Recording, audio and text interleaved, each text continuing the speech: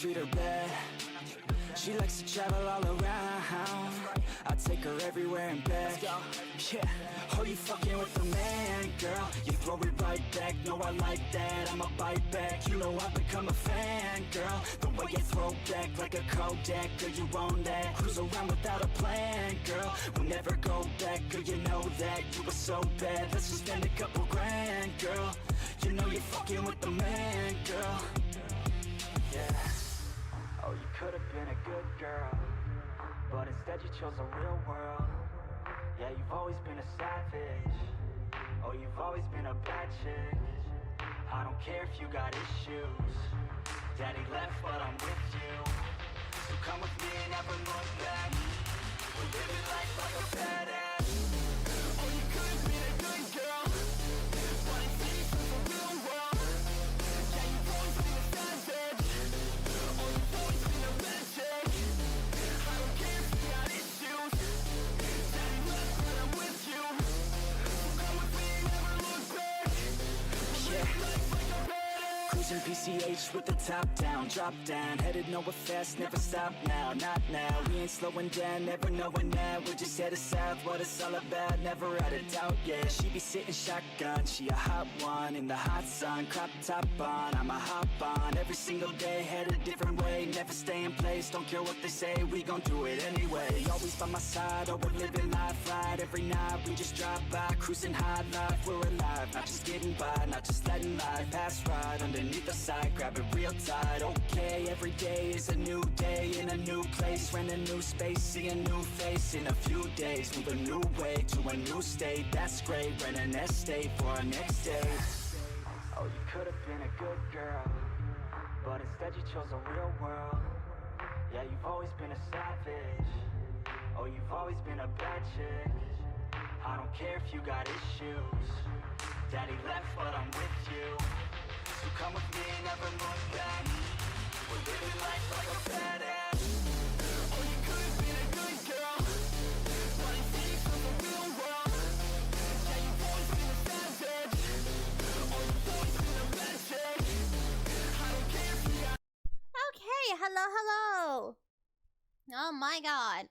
I forgot how goddamn obnoxious this fucking intro is. Just the seagulls.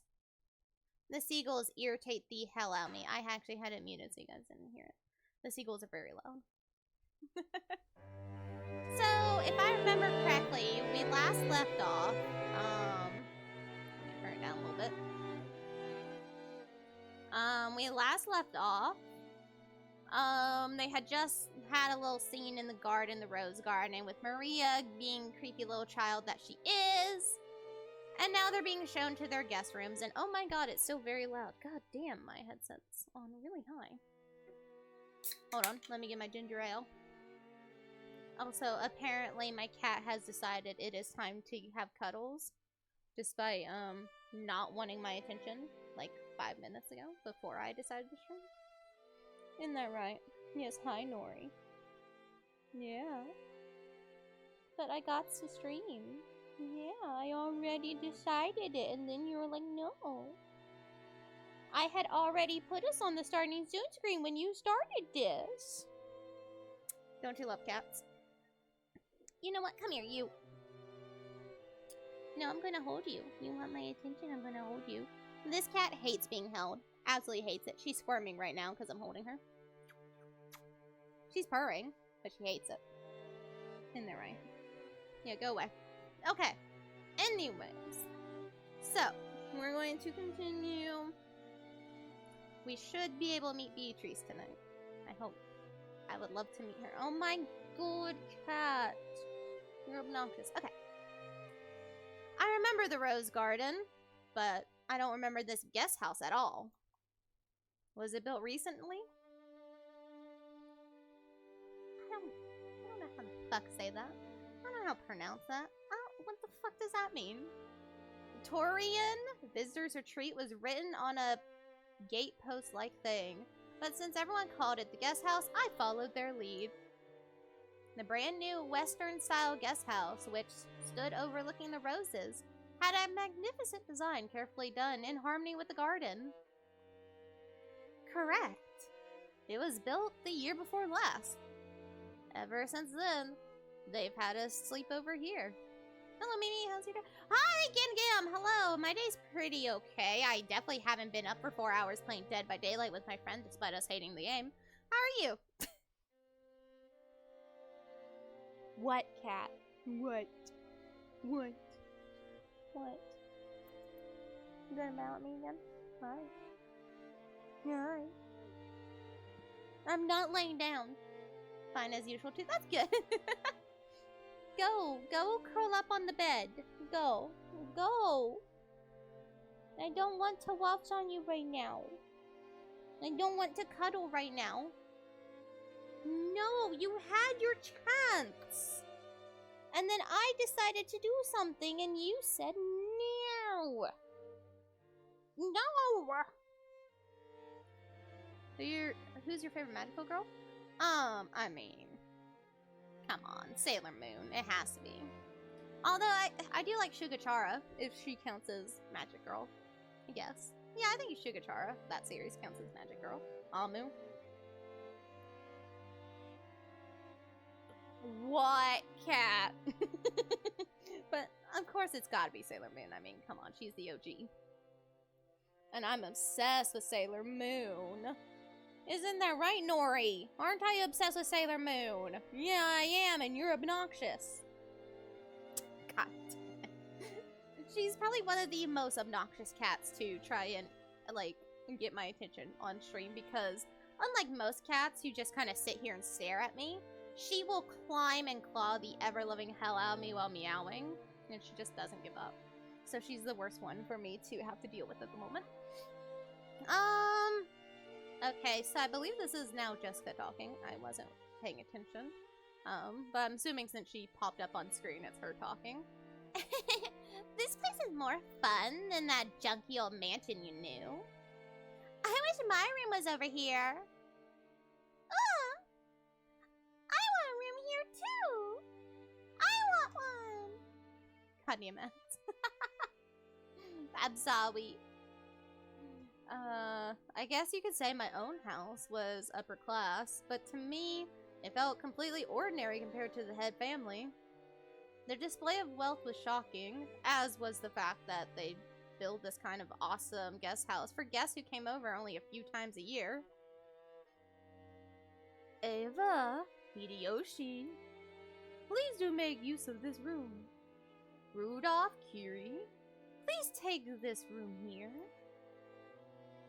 I refuse to do the Japanese suffixes because it just seems weird in English.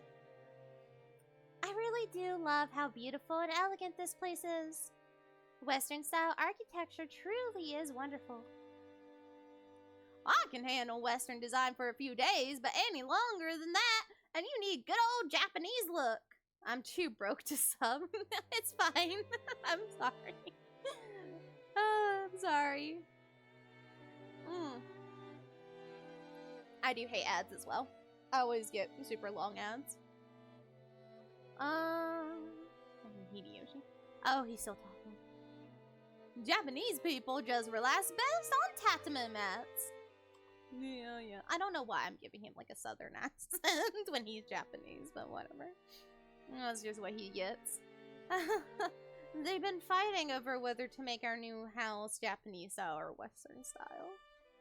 Still holds a grudge about Dad having the construction started with the Japanese layout, and they bicker all the time about it. I'm really jealous, George. I'm not doing Japanese things in English because it sounds awkward. Your parents get along well, don't they? Mine are so frosty. Then again, they're always in sync when it comes to my grades. Gotta give Jessica that obnoxious Valley Girl accent, you know? All the rooms seemed to be for 2 people. I was grateful since I wasn't going to be forced to share the same room with the old bastard under the pretext that we were family. And anyway, I figured those 2 wouldn't be able to enjoy themselves with someone like me around. What is that laugh? Is that He has a creepy ass laugh. What's with that creepy smile? You're thinking about something dirty, aren't you? Yeah, with that laugh, I believe so. That's a horrid laugh. What the fuck? Something dirty? Of course not. Please enjoy your stay. Ah, wow, wow, wow, wow. That hurts, you old bastard. Once again. Oh shit, I thought Dad was actually talking. Once again, Dad pulled my ears from behind. Cut the crap. I'm getting a stomach ache and I'm not in the mood for this. You're the guest of honor this time around. So play as nice as possible with Dad and Anarchy and the rest. Stop saying Japanese words when it's in English. It just seems strange. At the very least, be careful what you say in front of Dad, got it? Because wisecracks don't go too well with him. Jessica, what's the head's mood been like lately? Same as last year, I guess. Considering they say he's got 3 months left to live, he's as lively, grumpy, and irritable as ever. Meaning, this year he's in his usual bad mood. And as usual, the only one who's able to look after him is Genji. It seems the master will open his heart to no one else. Lately, us small people have not even been granted an audience with him. I apologize for all these horrid voices, but there's 25 people. Probably more than 25 in later chapters, but there's 18 on the island now, plus Beatrice of 19. And there's no voice acting, I apologize.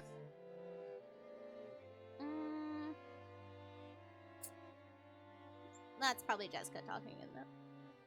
He's shut himself up in his study again, probably doing nothing but that weird black magic of his. What he does for a hobby is his own damn business, but when he starts stinking up the house, it really gets on my nerves. I wish he'd never come out in that study again. You shouldn't talk like that about the elderly. We're all indebted to him since he rebuilt the family. We should be more grateful. Well... Sorry. After being rebuked by George, Jessica had no choice but to take back her thoughtless remark. The family was wealthy beyond belief, but of course, that meant all of its members were a bit strange, and completely out of touch with the world at large. And at the top of the chain, the family head, our grandfather, seemed especially strange and terrifying, even for our family. Dad said he was getting a stomachache earlier, and I imagine that reflected the honest feelings of the adults here today. No doubt they were jealous of us grandchildren, who could just play around and laugh without a care. From the stories Dad told me, the family head was a violent man who ruled with his fist, beating his children, even his daughters, mercilessly with a wooden sword.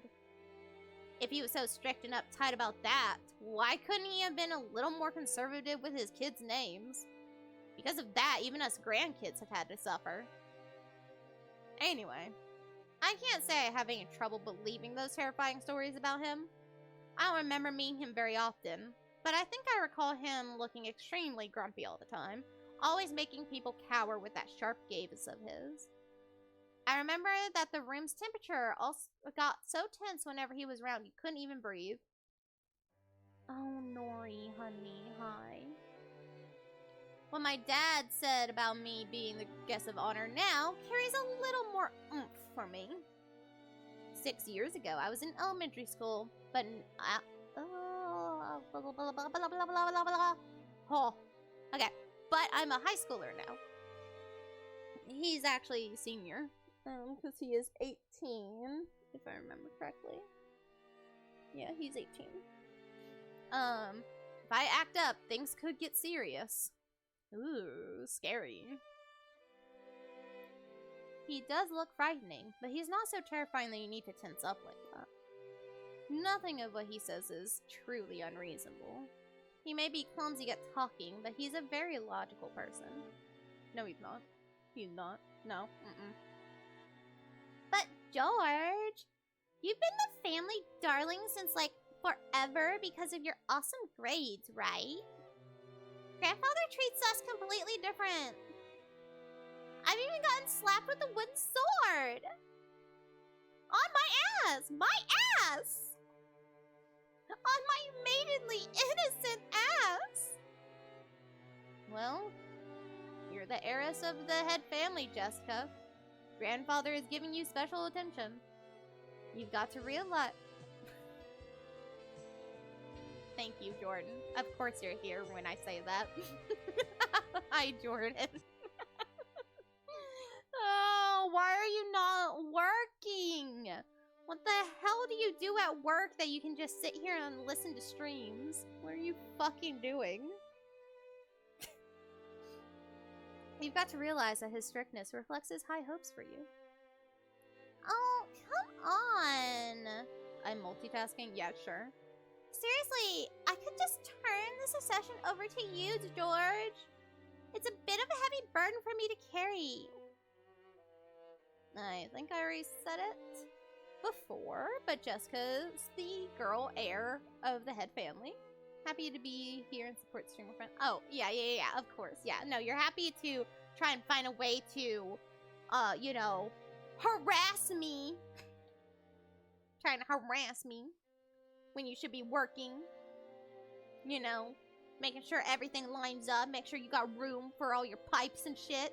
Make sure you got the right size toilets.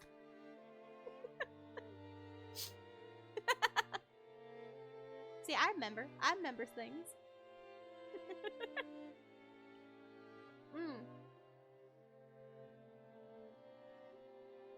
Is my cat going to go lay down? No, she's not. Of course she's not. Why would I ever think that Nori's going to go lay down? No, Nori's going to be right here. Bothering me the entire stream. Yes, I love you, cat. We're only cousins in branch family, so she probably feels a totally different side of pressure than we do. Shh. God damn. Jessica? Is that heavy? Nori heard you were upset and wanted help. No, she doesn't want to help. That's the thing. She doesn't want to help. She is a monster. Out of all of our cats, this is the monster. She is very sweet. She loves all the other cats. She's super lovable to everybody. Cats, people, doesn't matter. She will love on everybody, but she is a fucking monster. This is a bad cat. You don't understand. This is a bad kitty cat. No, I'm gonna hold you. I'm gonna hold you. Oh, no, I'm gonna hold you. She hates being held, but I'm gonna. But yeah, no, if we had those kind of doorknobs that, you know, you just push down to open, she would be opening every door in our house. She's bad. She's one of those kind of bad cats. Just bad. Okay, so you don't want me to hold you, you freak out, but then you just sit there afterwards and stare at me. Go away. If I help hold it, will it get lighter? Thanks. It's okay. I'm not gonna push it on you, Maria. I'm gonna bear this cross until my grave. Don't worry. She was grateful for Maria's innocent concern, but Jessica's face still seemed to contain some of the uneasiness she felt towards the future. Okay, Nori is nibbling on my hand, because I had my hand down by my side to pet her, and now she's nibbling on it. Maybe we were in the same boat. Any high schooler with exams approaching would have trouble hiding their anxiety for the future. Stop biting my fucking hand. Maria, come here. You and I will be in this room. Battler, I heard you're going to be with me in this room here.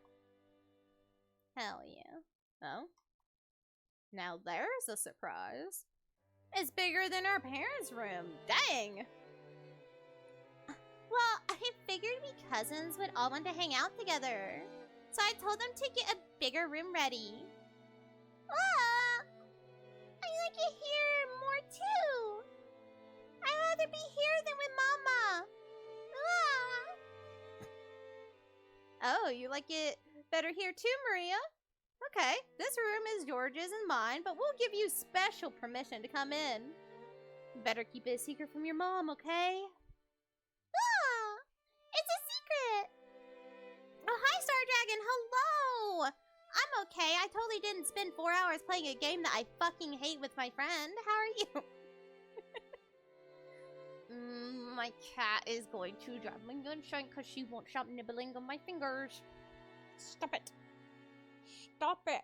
Go lay down. Lay down. I'm gonna fight a cat. I'm gonna fight a 4-pound cat because she's not that big. I'm a fighter. And I'll probably lose because she'll make me bleed. And then I'll pass out. So I'll lose this fight with this 4-pound cat, but it's gonna happen. It was all really specific. Yeah. No, it's good. I wanna get this kitty cat. This kitty cat. No, not my cord! No! No! Stop it! Stop! I just want to play a game. I just want to play this game. And my cat has decided that that is not happening today, and I'm going to get her. Okay. It's a secret! Ow. Oh. Aunt Rosa was right behind us, but Maria still answered, striking the air with her fist clenched tight. After setting down their luggage in their rooms, our parents had gathered again in the corridor. Can you stop biting my fucking fingers, cat? Can you stop it? No, not the cords either. Stop. You're so bad. Where is your sister? Where is she? Where is your sister? I need your sister to come get you. No. You banned! I'm being harassed by a cat. My life is so hard, guys. I'm being harassed by a 4-pound cat. I'm trying to stream. I'm trying to be a streamer, you know, VTuber. My life's so hard. Stop and go away. Hey! What are you brats planning to do? Are you cousins just gonna stay here and chat? Seemed they were heading to the mansion to announce their arrival. Sounds like I'm not the biggest pain anymore. You're a different type of pain, Jordan. There's different pains in the world, you know that. Isn't that right, Nori? Yeah. Meow! See, but your meow is so soft that the mic isn't gonna pick you up. Not like Nani, who has a really strong meow. Your meow's too soft, they'll never hear you. And they won't. No matter how much you meow at me, they'll never hear you. And normally, they would make us follow them and greet everyone together. Aw, look at that bot. There's a fucking bot that tried to link 5 viewers. Ow! Cat. Hold on. We gotta ban someone, kitty cat. No, not Jordan. Even though they start with the same letter. And even though it's tempting, not Jordan. Okay. Normally they would make us follow them and greet everyone together, but if that had been the case, Dad would have just told us to come and that'd be the end of it. He's saying it's okay if we don't come. So what will we do? Oh well, it's gonna be lunchtime before long anyway. Better let the kids unwind here. Besides, if worse comes to worse, this might be the last chance to play outdoors. Aw, I'll go too. Maria, you house sit for Mama, okay? Behave yourself and wait here. Aww. Since Maria was being told to house sit here, we certainly couldn't leave her on her own. George noticed this immediately and gave a clear reply for all of us cousins. Well then, we'll accept your offer and house sit. We've got lots of stories to tell each other after being away for a year. That sounds wonderful. And Battler has 6 years worth of stories to tell, doesn't he? Yeah. And I'll take care of the house like a good boy. Kumasawa-san! Oh, why did I say san? I said I wasn't gonna do that. It's just, whatever. I'm gonna stay here too. break. We'll break rank and leave the rest of the adults. Perhaps that would be best. I hate the fucking old lady laugh. I hate the fact that I've chosen it to be like that. I know it's written like that, but I've also chosen that voice and I fucking despise it. I hate the fact that I've done that to myself. I'll report it to the madam. Then allow me to guide you all to the mansion. This way, please. The other children are one thing, but George is getting to be an adult. Wouldn't it be better if he came with us? If we make him come, then poor George will be the only one left outside. Interacting with his cousins is also important. Okay, see y'all later. These voices make me sad. Why did I do this? The adults left one after the other. They left in the same formation as our trip from the harbor, with Goda leading and Kumasawa taking up the rear. As we gathered in the room assigned to us cousins, George asked us to excuse him for a second.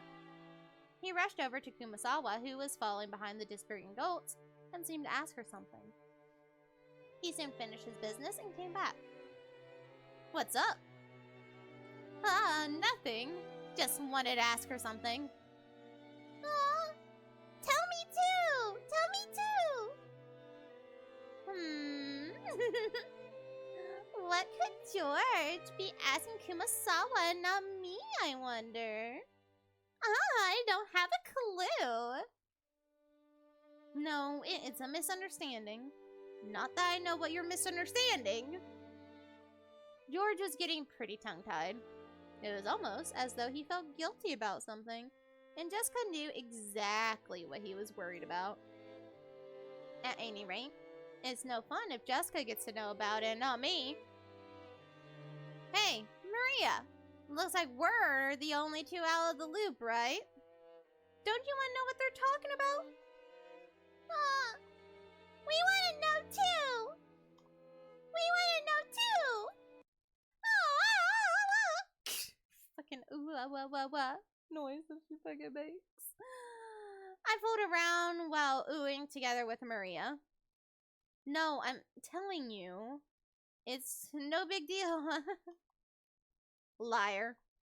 I'm surprised you tell such a horrible lie. Confess. Maria, you tickle his right side, I'll tickle his left. I got his right side, Battler's got his left. Wait a second. Wait, you two. Stop. I don't know if most people like laugh cry like that, like when they're tickled. That's what I do though. I'll like start crying. Maria and I played around, chasing George as he tried to escape, rolling on the bed. I realized high schoolers aren't supposed to bounce around like kittens, but I still miss this kind of fun. A warm, cozy kind of fun. George, what were you asking Kumasawa? Well, I've got a good guess. It's been a year since the last time he visited her family. Who knows what servants might have come and gone during that time. Either way, it looks like he'd like to go and say hi. Say hi? I want to say hi too! What the hell? That's nothing to feel guilty about. No, I'm not buying it. Maria, don't be fooled. He's still hiding something. More torture! Ah! What the fuck? Ooh, rah, rah, rah. Weird ass noises he makes. Stop! Seriously! Maria, you too! Stop!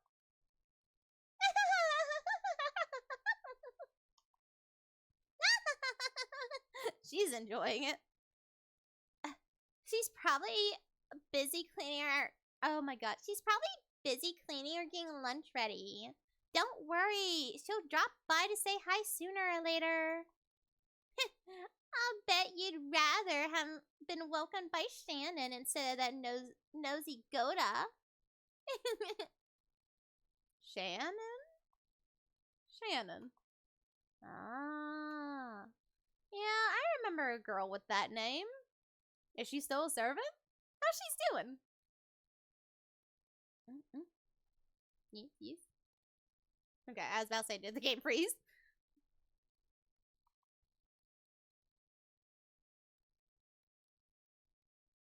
By the way, Natsui! Natsui? Yeah, Natsui.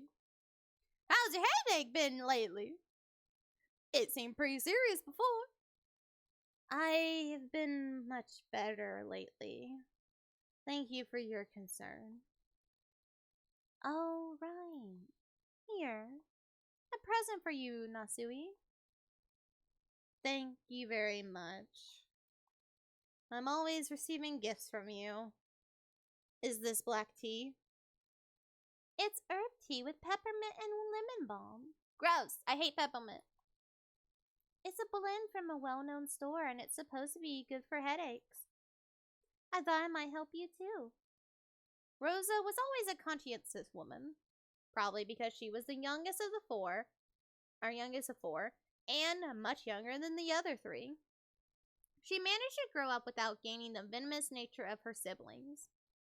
Her kind words got Natsui to soften her expression for just a moment, but it wasn't enough to melt her stony gaze, hardened as it was by long years of mental stress.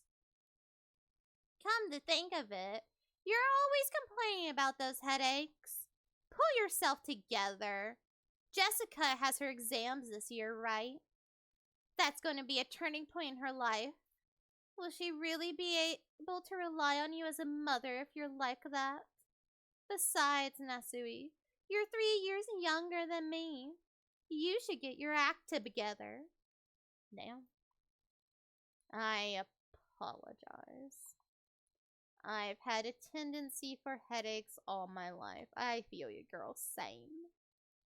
Even under normal circumstances, Ava sometimes failed to choose her words carefully.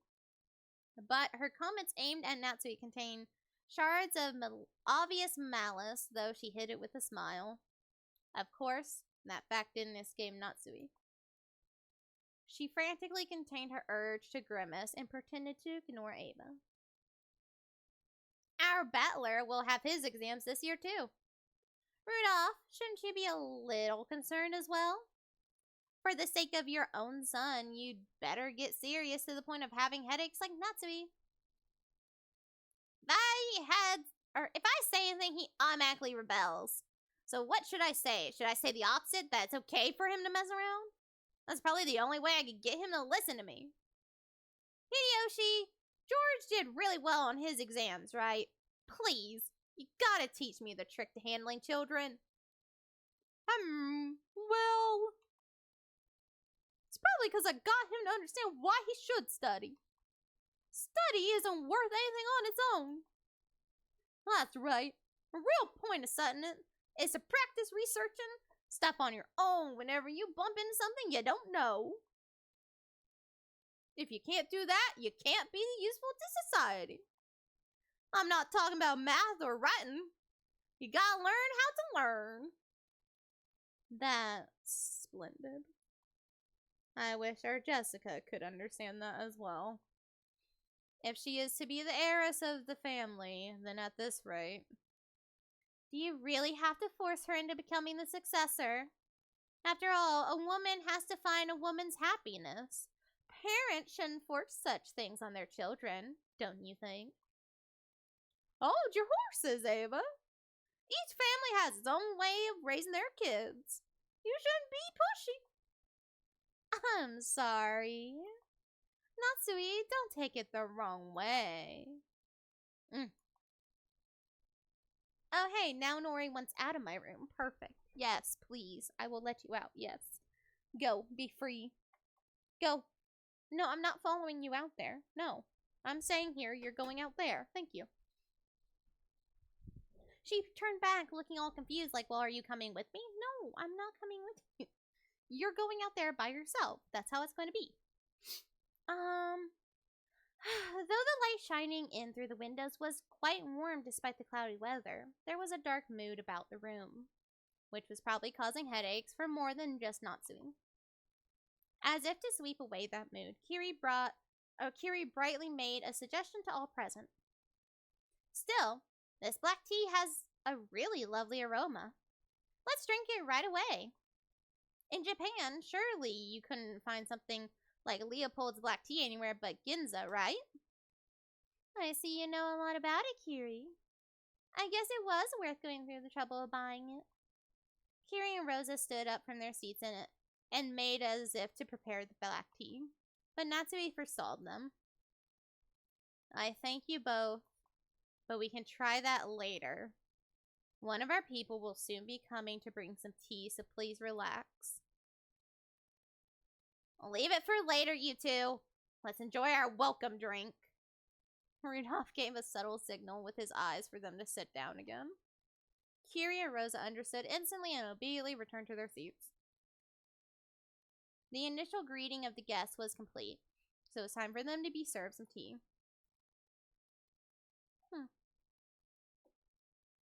It was embarrassing for the host that the tea was late, especially now that the guests were talking about making tea themselves. Natsui bit her lower lip, frustrated by the ineptitude of the servants who were late bringing the tea. Seeing her face, Ava immediately started to giggle. Of course, Shannon had no way of knowing what was taking place in the parlor. She came pushing a serving cart piled with teacups.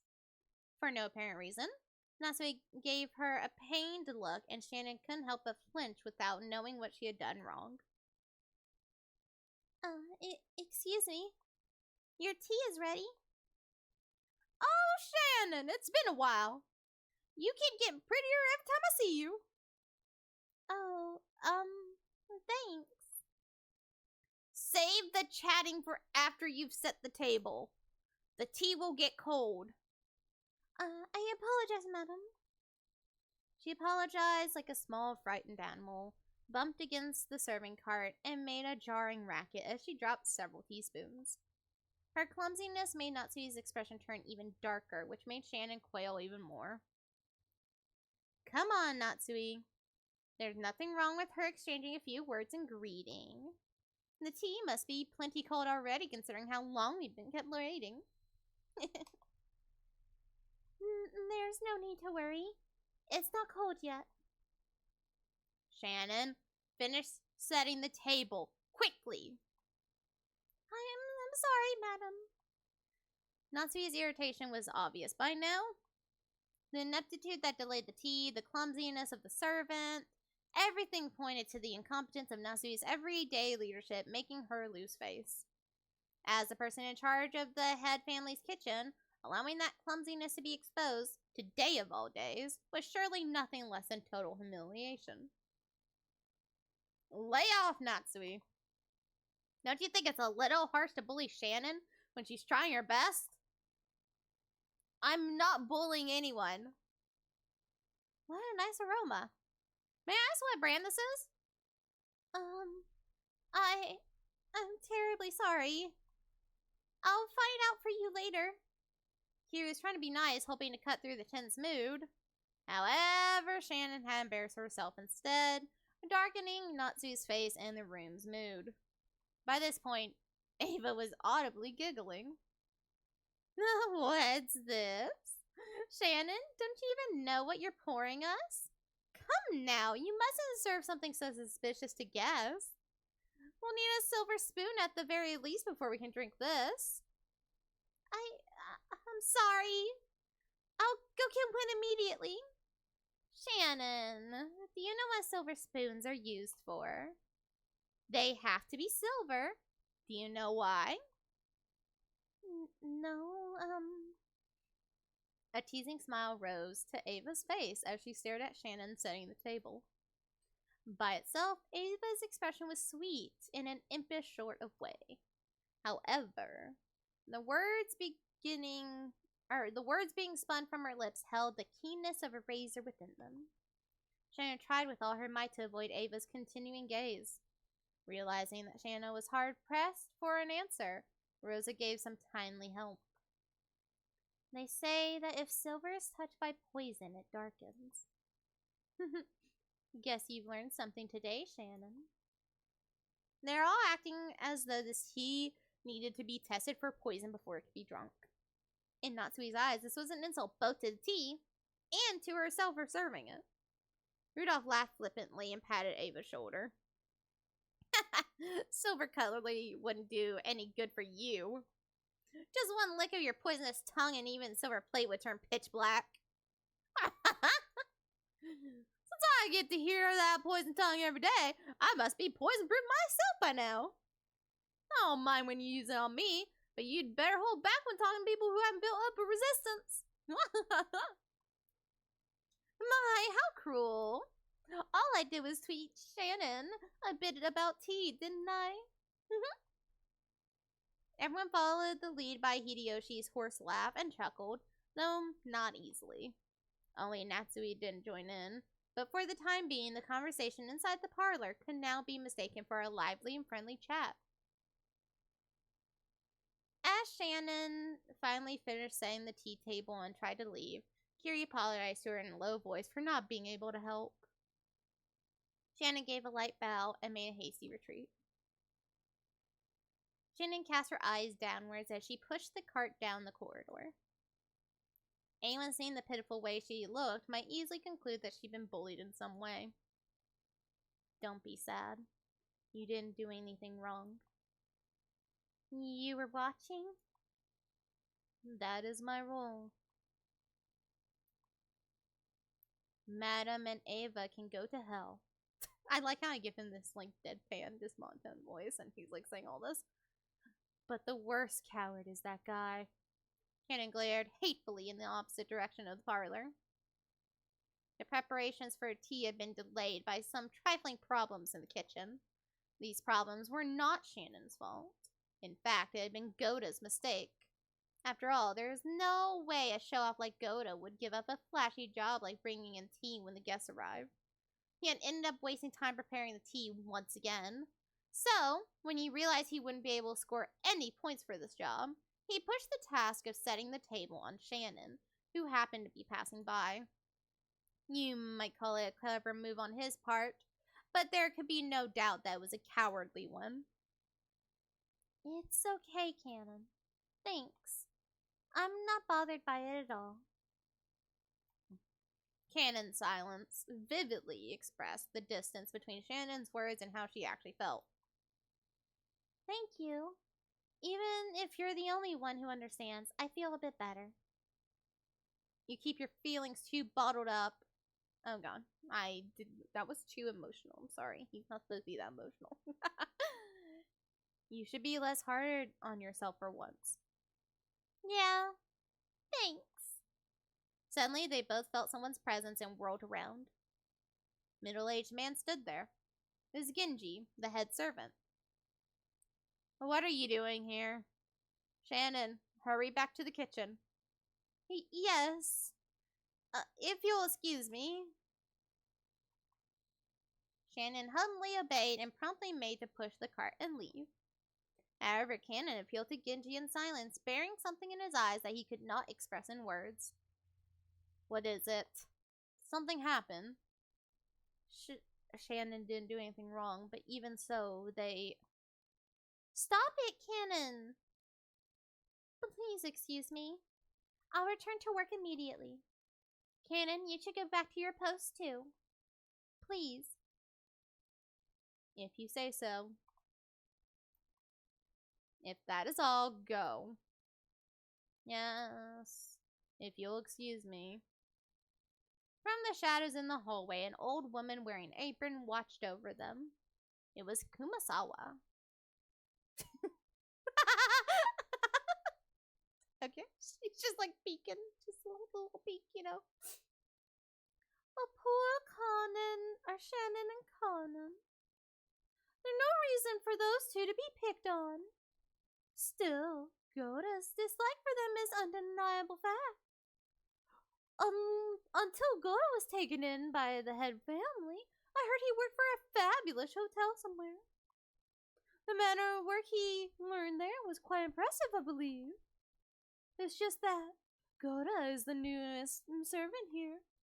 He must have a lot of pride accumulated from his previous positions, because Shannon and Cannon are his seniors here at the mansion, and yet are inexperienced and have gone through much less in life than he has. He picks on them at every chance he gets. And also, sad as it may be, they are disliked by Madame Natsui too. Of course, if we're talking about an experience, the Madame has been in this family much longer. And yet, this is one point where I cannot help but sympathize with Madame as well. Truly, the master is a man with many sins on his conscience. Why didn't he realize that such a trifling whim of his would give the Madame such an inferiority complex? Of course, on the inside, even the Madame is fully aware that those who don't deserve to be treated so harshly. However, the heart has reasons that reason knows not. Oh, I feel so sorry for them. I can't do anything but watch over them from the shadows. Okay, Kumasawa.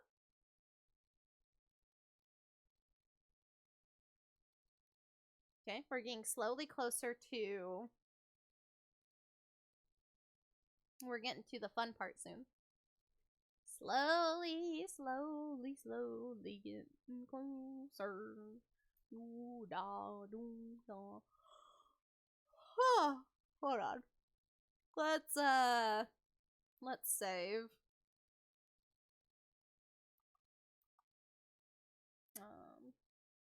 Okay, here we go. The four of us cousins were enjoying our stories, just shooting the breeze. Anyway, there were both girls and guys here. Plus, we had people over a wide spread of ages, adult, high school, and elementary school. Even if we just talked about our own lives, the other three kept listening attentively. I think I'm finally getting used to all of this. Jessica and Maria have grown more than I could have imagined in the past 6 years. To be honest, I was feeling a bit uncomfortable. Talking like this, I guess that on the inside, nothing's really changed since back then. I agree. You haven't changed a bit even after 6 years. Even though your body's gotten gigantic, you're still a kid inside. Aw, I'm a kid too! I'm a kid too! Well, even you aren't going to be a kid forever, are you, Maria? I mean, you're going to transform into a kid, or from a kid into a cute young lady, aren't you? And when that happens, that flat as board chest will reach Jessica's level, huh? Oh, God, why are you creepy? Please don't be creepy. Oh, God, bummer. Oh, why are you creepy? When that happens, you gotta let me touch him, okay? Oh, it's a promise. Let you touch. Oh, promise. No, Maria. Stop. Please. No, Maria. You can't make that kind of promise. That's bad, bad, bad. Huh? I promise I'll let him touch him.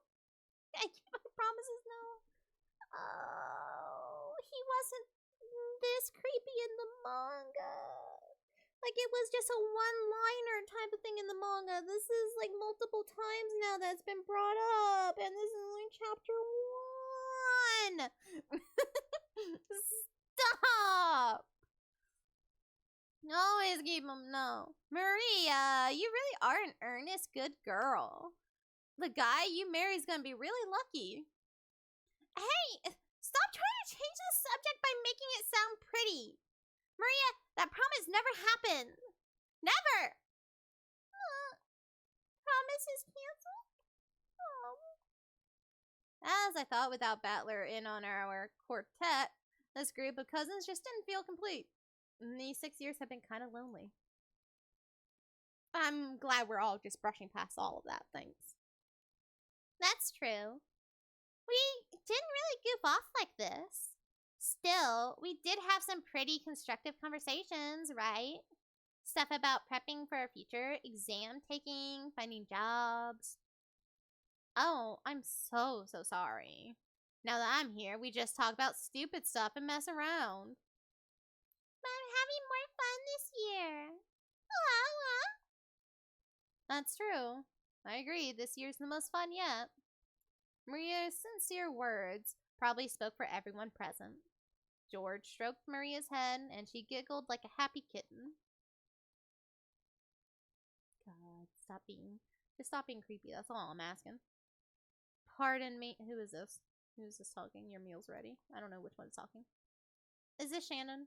A timid knocking sound and the equally timid voice of a young woman. Yeah, it is Shannon. Came through the door. Jessica answered brightly. Shannon, come in. You remember Battler, right? Jessica stood up from bed and opened the door. There stood a servant girl who must have been about our age. It's been quite some time since we last met, Battler. It's nice to see you after 6 years. It's me, Shannon. Trembling a little as she noticed me, she bowed deeply. Ah, Jessica had me surprised, but look at you, Shannon. You've turned into a total beauty too, haven't you? You're too kind. Still, the food on this island must be really nutritional, huh? What are you eating and how are you training to get boobs that big? Oh my god, why are you a creep? No! No! Bad! No! Oh. Guess I'll have to feel them a bit and see whether yours or Jessica's are bigger, okay? With both hands poised and saliva dribbling from my mouth, I closed them. For the sake of justice and my personal honor, I like to point out that I don't suffer from strange disease that makes my lymph nodes itch until I scratch my neck open, and which can only be prevented by fondling breasts. This is just a battler-style method of communication. Okay, fair enough. Like, okay, sure. If I slowly close in on her like this, the odds are 8 or 9 out of 10 that I get slapped or clobbered, right? So, I can use this battler some original technique to spark a gag like that and break the ice. Well, it also means I really do get to touch him on that 1 in 10 chance though, right? Like that ever happened? Okay. Why is he being so creepy? At that point, my hands were less than a centimeter away from Shannon's boobs, but the counter-strike had yet to come. She blushed and lowered her head in embarrassment when she realized what was going on. But she just stood there with both hands politely joined in front of her, not even trying to resist or cover her breasts. Hey, I wasn't planning on this. Please hit me right now, or I'm seriously gonna... Which is why I was glad that Jessica chose that time to drive her elbow into the back of my head. Ow! Thank you so much, Jessica. What? Why the hell are you thanking me? Seriously, my bad, Shannon. I almost got overwhelmed by your hypnotic chest. More importantly, anyone who gets that close has gotta be a molester. You've gotta fight back when people do that. But you are an important guest, Battler. Now, look here. A pervert's a pervert, whether he's a guest or not. A girl's chest has got an air defense identification range of about 10 centimeters or so. Once someone trespasses within 2 centimeters, that's already an invasion of airspace, so you better scramble the jets immediately and give them an instant slap.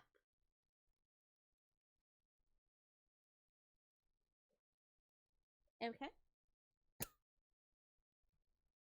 I don't know what to say about that. Okay. I couldn't do such a thing. Because we are furniture. Of course she didn't want her breast touched, but if a guest so desired, she was prepared to sacrifice herself to suit their wants. A girl like this needs some urgent protection. To think such devoted girls still exist in this era. It's enough to make a man dizzy. But no! No! I'm coming at you with a perverted face again! Knock me down! Look out, pervert on the loose! This gag can't end until you deliver the punchline, so slap me! Please! Hit me! I cannot fulfill your request, because I am furniture. But, if it were an order, I'd obey you, because that is my duty. Then I'll make you an order. The next time Battler tries to touch your breast, counterattack with a slap. Got it? Yes, as you wish. From now on, that's what I'll do. Please understand, Battler. Shannon announced this while bowing elegantly to me. Her expression was radiant. I gave her a thumbs up to show her I was fine with that. 6 years ago, you might have been mistaken for a servant's daughter who lent a hand at your parents' work. But now you're a full-fledged adult servant. How long have you been working here? Well, I've had the pleasure of serving this household for about 10 years. Okay. The kanji for her name are read as Shannon. Now here's another name that's far from typical for a Japanese person. Back in the day, I was a kid myself, so I accepted her name without paying too much attention. Thinking about it now, though, her name's pretty unusual, even though she's not a member of the family. Maybe it's like a servant's professional name or something. If so, that might explain why her name's so similar to Cannon, that kid that I met earlier in Rose Garden. She's a long-term servant who served here since she was 6 years old. Her appearance has changed so much that I couldn't match her to the person of my memories, but we both knew each other 6 years ago. That shy part of her had always been there, but she did seem to have developed the allure you expect of a girl her age. Especially her breasts, yes. That kid we met earlier, Cannon, is her little brother. He's not exactly my little brother. Still, he loves me like a big sister. He didn't cause you any trouble, did he? He's the same as always.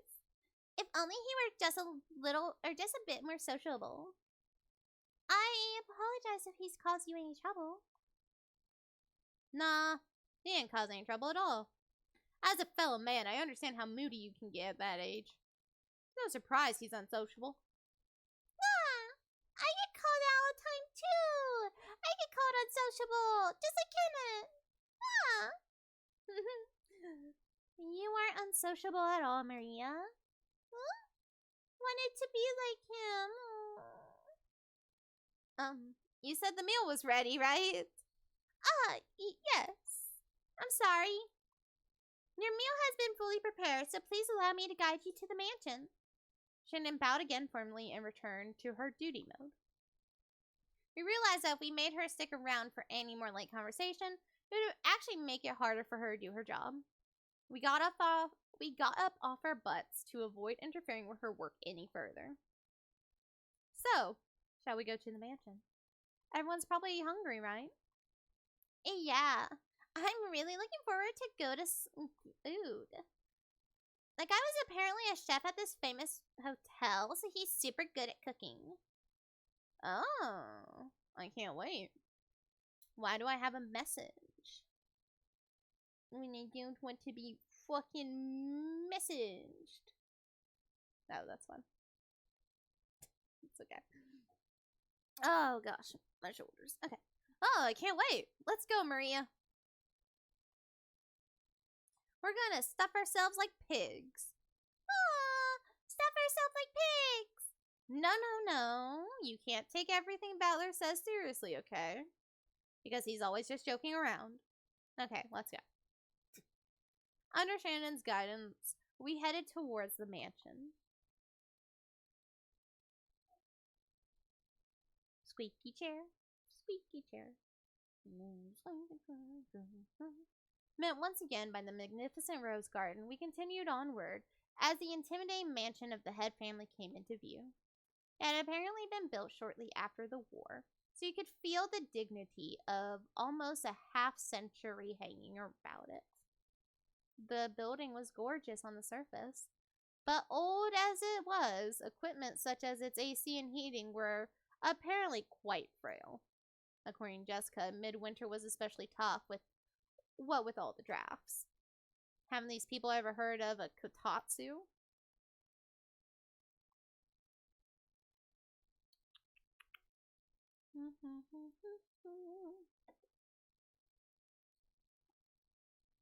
As we entered the entrance hall, an aged servant greeted us. Now him, I remember. Genji, who had been working here longer than anyone, filled the role of head servant. Battler, it's been quite some time since we last met. As our eyes met, he greeted me with a calm, composed voice. His bow wasn't as graceful or refined as Goto's, but despite its simplicity, it communicated his feelings very well. Genji, it really has been a while. You look well. Thank you. I have been quite well. And Battler, you have become a splendid young man. You're beginning to resemble a master in his youth. I look like grandfather? Guess that means grandfather was pretty popular with the ladies when he was young. From here on, I shall take Shannon's place and accompany you. Please come this way. Shannon bowed deeply and watched us leave. After that, we headed towards the dining room under Genji's guidance. Genji, just like Kumasawa, stood in stark contrast to us young people who had grown beyond recognition over the last 6 years. His appearance was exactly the same in my memories from 6 years ago. It was as though time had stopped since the last time we met. Genji was an extremely quiet and diligent person. He was basically grandfather's close aide or caregiver. And you might even call him grandfather's companion of many years. In fact, it seems he was by grandfather's side even more often than my late grandmother was. According to Jessica, grandfather trusted him more than any of his blood relatives. But I wonder how long he served. I never got the details, but I heard something about him being here since the very beginning, when this mansion was first constructed. Which would mean that he's dedicated half of his life to serving here. It's easy to see why he's so trusted. As we passed through a massive hall that extended up into the second floor of the mansion with no separating floor, I spotted something that hadn't existed in my memory of 6 years ago. Here it is. Here it is. Best girl, best girl, best girl. If it ever shows up. There it is. Best girl, best girl, best girl. Best girl. Yes, yes, yes, yes, yes. Best girl, best girl, best girl. It was an awfully big portrait hanging right in front of the stairs that rose to the second floor. Without thinking, I stopped walking, captivated by it. Since I'd stopped so fast, Maria, who was following behind me, ran into my back. Sorry. Hey, Jessica. Has that picture always been there? I pointed at the big, prominently displayed portrait in the hall. Everyone else stopped too. Oh, right. When you last came here, that hadn't been hung up yet, had it? When was it again? Well, if my memory doesn't fail me, it was put on display sometime around the year before last. You are correct, sir. In April of the year before last, the master put it on display here, having previously ordered a painter to create it. Grandfather did that? So he paid to have it painted just for him? The portrait suited this western mansion, and that woman in the elegant dress gave off a sense of refinement. I couldn't have guessed her age, but her sharp eyes and strong will she seemed to possess made her look youthful. She seemed somehow different from the composed middle-aged women you often see in famous paintings. If she had normal black hair, I might have assumed it was a portrait of my long-deceased grandmother in her prime. However, she had beautiful blonde hair that didn't look Japanese at all. So, just who is this lady? Maria answered that simple question enthusiastically, as though proud she knew the answer. Ah! I know! She's Beatrice! What? Beatrice. She's a witch. Didn't you ever hear stories about her long ago? A witch? You mean the witch of this island? I think I already said this, but Rokujima is a small island only 10 kilometers in circumference. However, that's actually pretty massive considering only the family lives here. So, only the harbor and the area around the mansion were set up to be lived in. Beyond that, the island remained as untouched as when it was uninhabited. The vast and empty forest had absolutely no lights, phones, or people passing through. To understand how dangerous that is, you need to forget your common sense as a city dweller. After all, if you happen to fall down a hole in the depths of the forest and sprain your ankle, no one would come save you, no matter how much you cried or screamed. And then, once the sun went down, the forest would be wrapped in complete darkness, since there were no streetlights. And since there were no signs, it'd be easy to get lost and confused, losing your sense of direction inside that dark forest. Nowadays, most people see a forest as a peaceful place, but to the people of bygone eras, before the light of civilization drove out the night, forests were as geographically separated from civilization as the sea. There were oceans above ground. Fishermen who go out into the ocean are putting their lives at risk despite their technical knowledge. In the same way, hunters who go out into the forest are in danger despite having specialized knowledge of their own. If children were to go out and play in such a dangerous forest, something terrible might happen. Someone's parents must have thought so. Maybe grandmother first said it. Or maybe it was grandfather himself. Or perhaps the story's been passed down on this island since ancient times. There's a terrible witch in the forest, so you must not go in. At some point, this ghost story of Rokujima was born. This is the legend of the Rokujima's witch.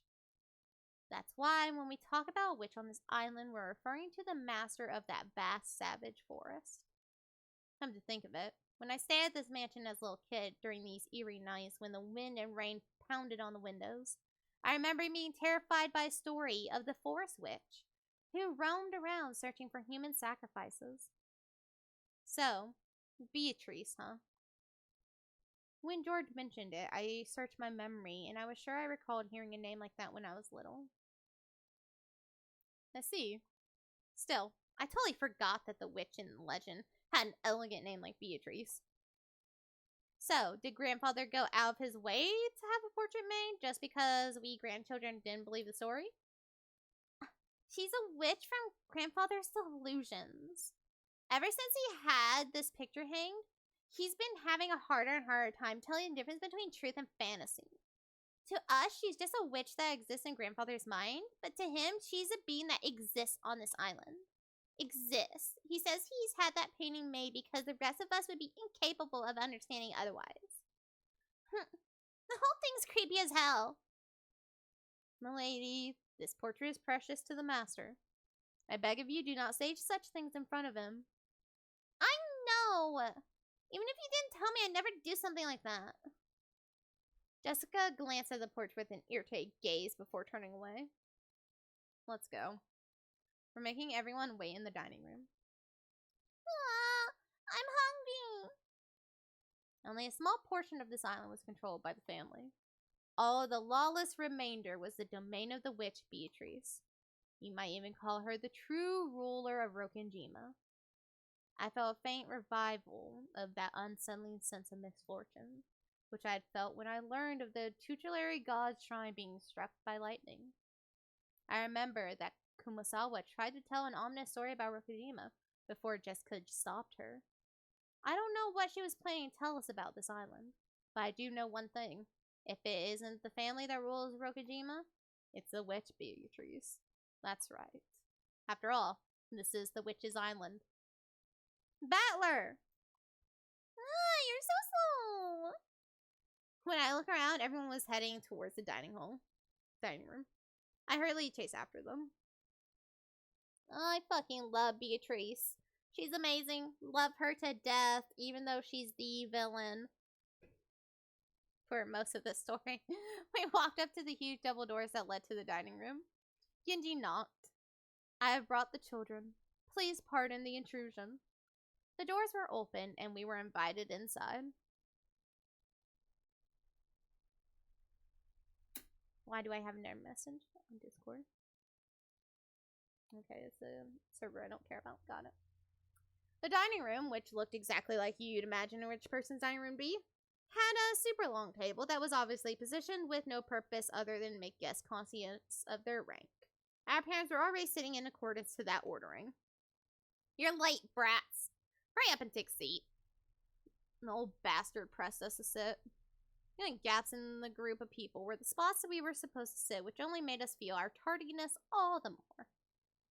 The seat at the head of the table, called the incipent's chair, was the most highly ranked reserved for grandfather. It was still empty. He probably wanted to show up last for dramatic effect. From the perspective of someone facing the infant's chair head on, the seating order went from left to right, with the lower ranking seats progressing in rows of two further away from it. So the left side of the first row, closest to the infant's chair, was where Uncle Kraus should have sat, since he was second highest in rank. It looked like he hadn't arrived yet, so that seat was empty. Across from his chair, on the right side of the first row, sat the eldest daughter of the family, Aunt Ava, who was a third highest in rank. Left hand side of the second row was the fourth highest in rank. There sat my damn dad, Rudolph, the third of the siblings. Across from him, on the right side of the second row, sat Aunt Rosa, the youngest of the siblings. At this point, you might expect their husbands and wives coming next. But nope. The left-hand seat in the third row, rank number 6, belonged to Jessica. Opposite her was George. I sat next to Jessica, and Maria sat across from me. Then finally next to me on the left-hand side of the fifth row sat Aunt Natsui, the 10th highest in rank. Opposite her was Uncle Hideyoshi. Next to Aunt Natsui in the 6th row and final seat on the left sat Kiri. The seat opposite Kiri was empty, even though silverware had been sat there and everything. According to this ranking system, that spot was where Aunt Rosa's husband should be sitting. Even though he wasn't supposed to be coming, his place was made up. Normally, ranking systems of this sort give spouses equal positions as their partners, but the family system was unique. Maybe it's a remnant of male chauvinism. If you start with the assumption that a woman's womb is just something to be borrowed, then the children of the direct descent would come first, directly followed by the grandchildren. In other words, spouses have no blood ties and are therefore placed at the end of the line. It's terrible, but by this system, my grandmother would be ranked even lower than me if she were still alive. In their youth, they obeyed their father. After they get married, their husband, after aging, their children. There's an old saying, women have no home in any realm. Long ago, when I was still incapable of figuring all this out, I thought it was so great that we could all chat in our little groups, adult siblings with adult siblings, and cousins with cousins. However, now that I can re-examine the seating order after growing up a bit, it stirs up some complicated feelings in me.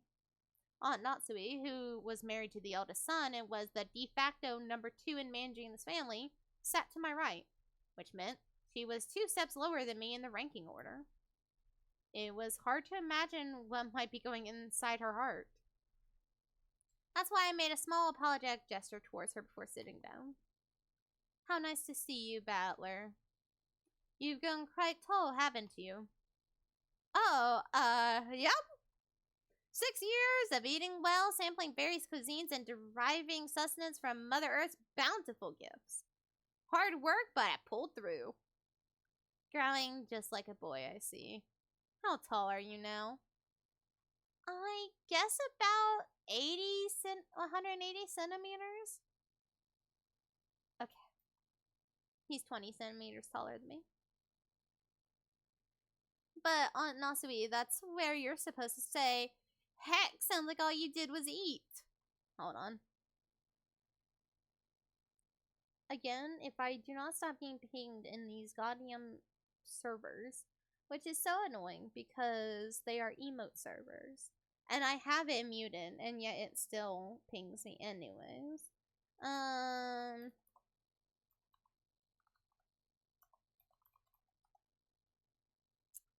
Let's see. So 180.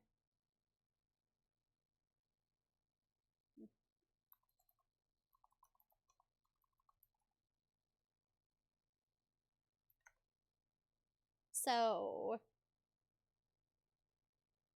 he's like 5 foot, because 180 centimeters is 70 inches.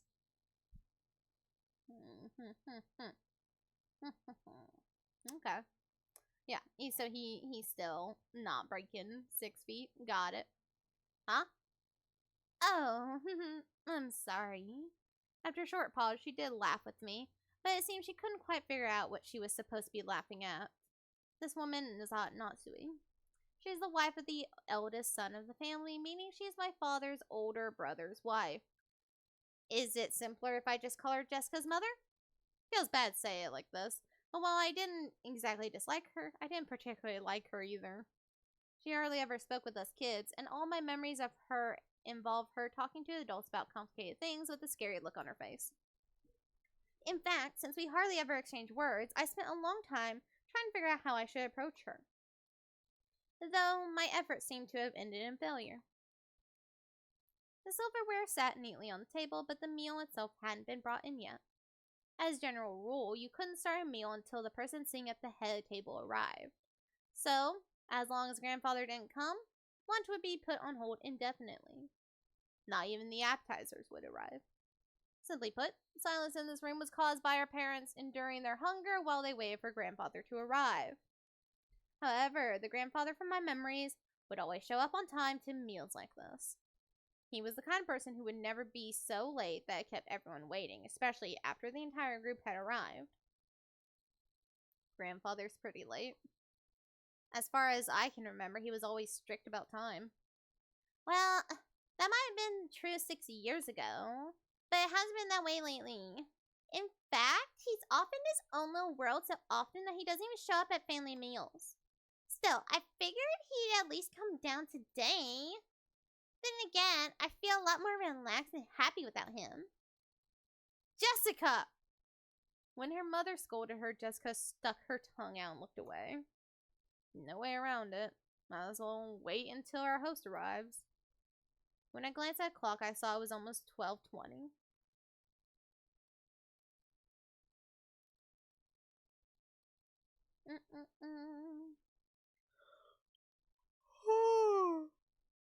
Kinzo, the aged family head.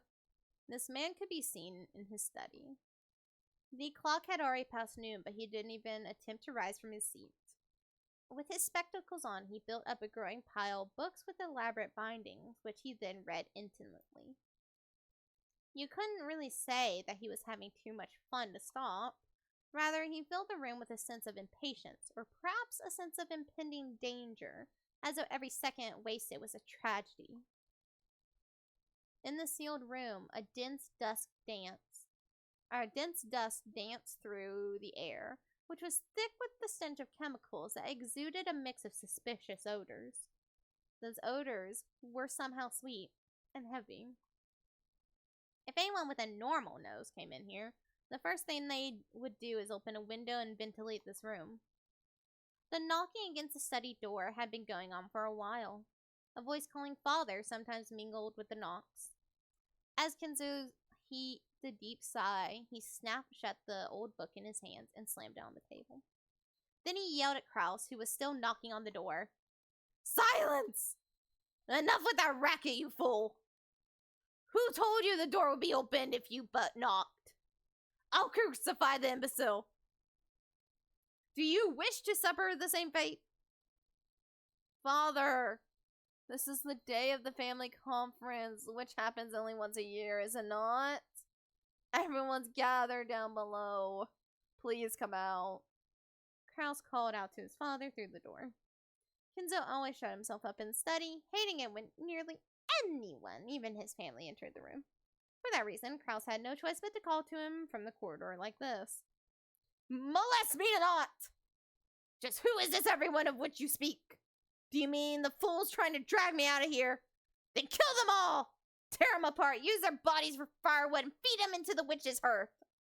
Put a pot in the hearth to boil the wormwood.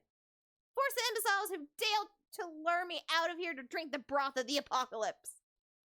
I will soak their dregs in liquor. Ah, where is Genji? Call for Genji. Have my demonic absence prepared. The whispering of the green fairy reaches me no longer. Ah, where is Genji? Bring him here. Okay. So, that was a bit more unhinged than he was in the manga.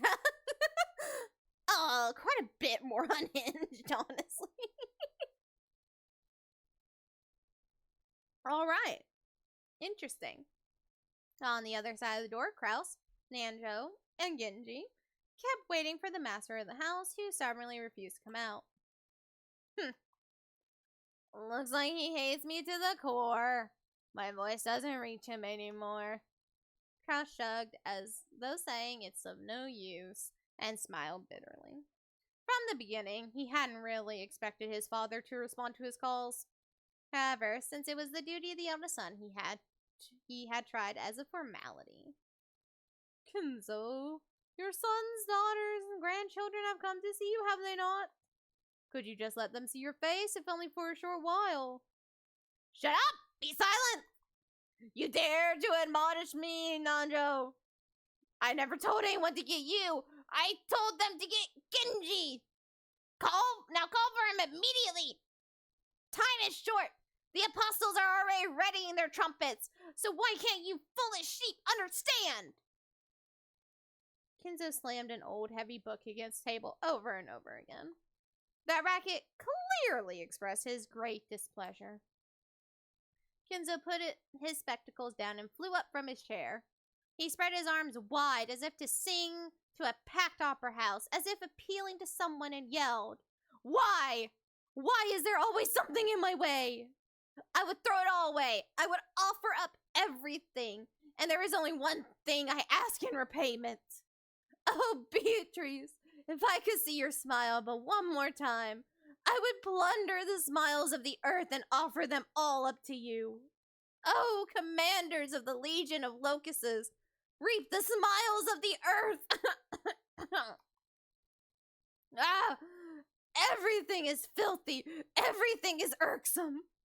Why must I suffer this impediment on this most precious of days? Call for Genji. God damn it, bro. I have no idea what he's yelling about. He's probably lost his mind by now. Kraus, isn't that a bit harsh to say such a thing of your own father? My father's already dead. There's nothing here but a phantom of what father once was. At any rate, as long as he has no attention coming out, there's nothing we can do.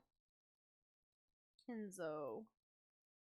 Choking coughs continued to pour from the study. I'm going back downstairs. It'd be a waste to let the fruits of Goda's prize cooking talent get any colder. It's one of the few things our relatives can look forward to when they come to this house. Kraus spun around. He looked at his watch, mumbling and acting as though he had wasted time doing something he knew would be in vain. Genji, father is calling for you. Keep him company. Certainly. Dr. Nanjo, let's go eat. If we stay here any longer, the sweet stench will ruin our sense of taste. Without waiting for Nanjo, Kraus went downstairs. Genji urged Nanjo to go and eat. Nanjo glanced between the study door and Kraus's back as the latter disappeared down the stairs, and then let out a deep sigh. Sorry, Genji, but please allow me to leave this in your hands. Yes, please leave it to me. Do what you can to avoid giving him alcohol. That's a habit that's far too difficult to break. Is Genji not here yet? Who dares keep Genji from coming? Ah, where's Genji? Call for Genji. Please, allow me to handle the situation here. Very well. Forgive me. Okay. Nanjo bowed slightly and descended the stairs. Genji watched him leave, then knocked on the study door. Master, this is Genji. Genji! Why have you kept me waiting so long? You're alone, I trust. Correct. I am alone. Kinzu returned to his seat in the study and pressed an old-fashioned switch on the table. After a small delay, the heavy sound of a door unlocking could be heard. Kinzo was convinced that his family wanted to make a mess of his study, or perhaps someone had once opened the window for some air and ended up scattering things that, to him, were important research materials, leaving him in a terrible mood. Kinzo had outfitted his room with a formidable lock, preventing anyone from entering without his permission, and thereby sealing himself in a jail of his own making. Genji, whom he trusted the most, was relatively free to enter the room, but even that didn't always hold. If Kinzu was in a bad mood, even Genji wouldn't be able to enter. Anyone else would be limited to holding a conversation through the door, unable to even see Kinzu's face. And most of the time, what they got could hardly be called a conversation. However, this didn't trouble the rest of the family much. After all, it just wasn't worth the effort to disturb this aging family head. He was impossible to please and always stayed shut away, immersed in his research. Taking advantage of his refusal to leave his room, they supported his isolation, putting his care entirely into the hands of the servants. Genji, my usual. I'm busy. Yes, sir. Genji headed to the corner of the study. There, suspicious-looking bottles boasting venomous colors were on display. They were actually liquor, but considering the shady atmosphere of this room, one might easily suspect them of being some ghastly poison. Inside the study, there was a mysterious collection of books gathered by Kinzu had grown into a mountain. They were bizarre, ancient, or banned books, all of them either forbidden, cursed, or sealed. But if you tried to call them old books, Kinzu would fly into a rage and say, "Call them grimoires!" There were also many mysterious objects that presumably held some meaning with regrets to black magic, like candles suspiciously melted and molded into strange shapes. The constellations drawn on certain celestial globe contained quite a few shapes that would draw puzzled looks from anyone familiar with today's night sky. The carelessly strewn about books contained many illustrations, all of them of a religious or mysterious nature, including some depicting demonically grotesque subjects or bizarre diagrams of various magic circles. And above all, a sweet, poisonous smell filled the room, profoundly assaulting the eyes and noses of those who entered for the first time. Eventually, it must surely make a person go numb and lose their grip on reality. Inside that study, Genji prepared Kinzu's usual drink with a well-trained hand. No one would even think of drinking such an ominous dark green liquid in that complex and ornate glass, unless someone first told them it was alcohol. He poured a little into the glass, then he placed a cube of sugar in a strangely shaped spoon and poured water from a pitcher over it. Strangely, when the transparent water was poured, the dark green liquid turned into a cloudy white. It was a strange optical illusion, as though the water had caused a chemical reaction that made the drink become even more unrecognizable as liquor. Then, Genji added the original flavors Kinzu loved, fine-tuning its taste. There was no recipe. Its success was measured only by Kinzu's mood swings when he drank it, and it had taken Genji many decades to learn how to do it right. Genji placed the glass on a tray and walked over to Kinzu. By this time, Kinzu was gazing out the window. "Here, master." "Thank you." Kinzu had regained his composure, was now unrecognizable as the shouting, screaming, yelling man from a few moments ago.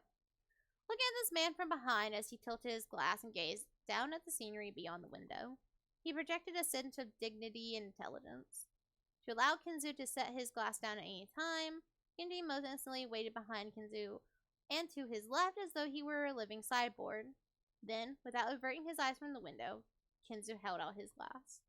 There was only a mouthful remaining. It was not a gesture intended to be set upon tray, but motioned to hand the glass over to Genji.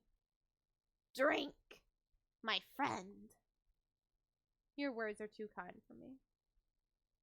"No need for ceremony between us. Drink, my friend." "Thank you." Genji receptively received the glass and inclined it a little to taste its contents. After that, he gulped down. "I attempted to imitate your concoction, but no matter how I try, I cannot replicate the taste. The way you make it is pure relish." Oh, that was Kinzu talking. Oops. "Thank you very much. It is fruit of your guidance, master." Kinzu smiled at his loyal subject, who refused to put aside rank even when asked to. However, he was not making fun of him.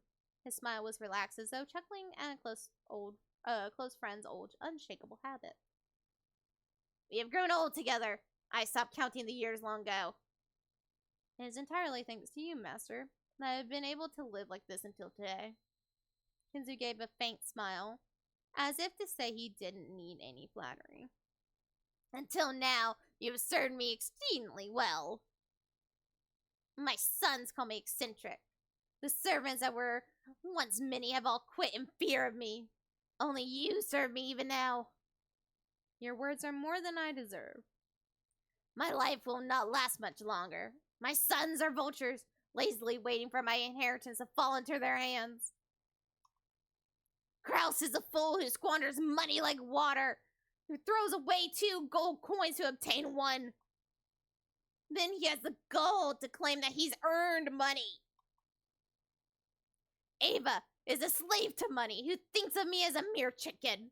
When I die, she plans to use my bones to make a broth. That dunce Rudolph just wants to fool around with women. Rosa bore the baby of a man who came from nowhere and about whom we know nothing. Jessica's incompetent, uneducated. George has none of what it takes to be a man. Butler is a fool who threw away the honor of the family, and Maria is obscene to the eye. Why is the blood so incompetent? Is there no one worthy to inherit the glory I built? Ah, of course. I know. This is part Beatrice's curse. I know it. You golden witch. Are you trying to take revenge against me in this way? If you want to hate me, then do so. If you want to run away, then run. I won't let you go. I won't let you go. I won't let you go. I won't let you go. You belong to me. You must always be in my arms. For all of my life. You must stay in my birdcage for all of eternity, whispering only to me. Beatrice, why won't you smile back at me? Oh, Beatrice! No. Okay, this is actually hurting my throat. After howling, Kinsu choked once again. Genji set the tray and glass down and rubbed his master's back. Genji's facial expression did not change. It was always like this. Cough, cough. Thank you, my friend. With his seemingly deranged fit subsided, Kinsu regained his composure once again. It was like seeing 2 different people, a wild Kinsu and a composed Kinsu, living together inside one body. And so, I have decided. I cannot bear to spend my dimmed remaining years procrastinating like this. If I have one final coin to bet, then I choose to abandon it to the whims of the demon's roulette. The power of magic is always determined by the risk of the gamble. Like visiting a shrine at the hour of the ox in ancient Japanese sorcery, to nail a cursed doll to a tree. Magical power is produced specifically because of the risk that it will be seen within 7 days the curse takes. The greater the risk, the stronger the magic power will be. Many miracles that happen in myth might be caused the crystallization of shocking magical power, with the low probability of occurrence and astronomical risk. That Moses parted the waters of the sea was not a miracle of God. The risk of that desperate situation, cornered by soldiers of the Red Sea shores, weighed upon the scales of slaughter and gave birth to that miraculous magic power. If the same thing occurred again on the same scale, the sea would surely fail to part. After all, Moses was able to magnificently summon a miracle engraved on but one of the countless innumerable results on the roulette of those with power. This is the force that can triumph over astronomical odds. Indeed, good fortune can grasp miracles, or that can grasp miracles is magical power. Oh my god, I'm struggling. Oh. To obtain this mighty power, one must face the risk of despair. Those who possess no magical power may call that desperation rather than a bet. However, people who truly do possess magic power can grasp hold of that miracle and make the enigma come into being. And if that power exists within me, I'll seize that miracle. I'll have a chance at making the wish I devoted my life towards come true. Kinzu looked up to the sky outside the window. He spread his arms as if appealing to someone up in the skies. If only I were capable of grasping that miracle. Oh, Beatrice, Beatrice. Show me your lovely smile once more. No matter how much time passes, your face does not vanish. I just want to see your smile. That is all. I'll return everything you granted to me. I'll return all of the glory I've gained since that day. I don't need fortune, prestige, or gold. I'll return everything you gave me. I just want to see your smile. I beg you, Beatrice. Oh, his nonsensical yells became a scream and then a wail. Kenzo slumped onto the floor, tearing at it with both hands.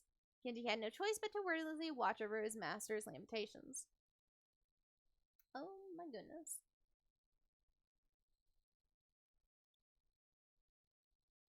Well, okay. Well, ladies and gentlemen, the family head's health is not his best.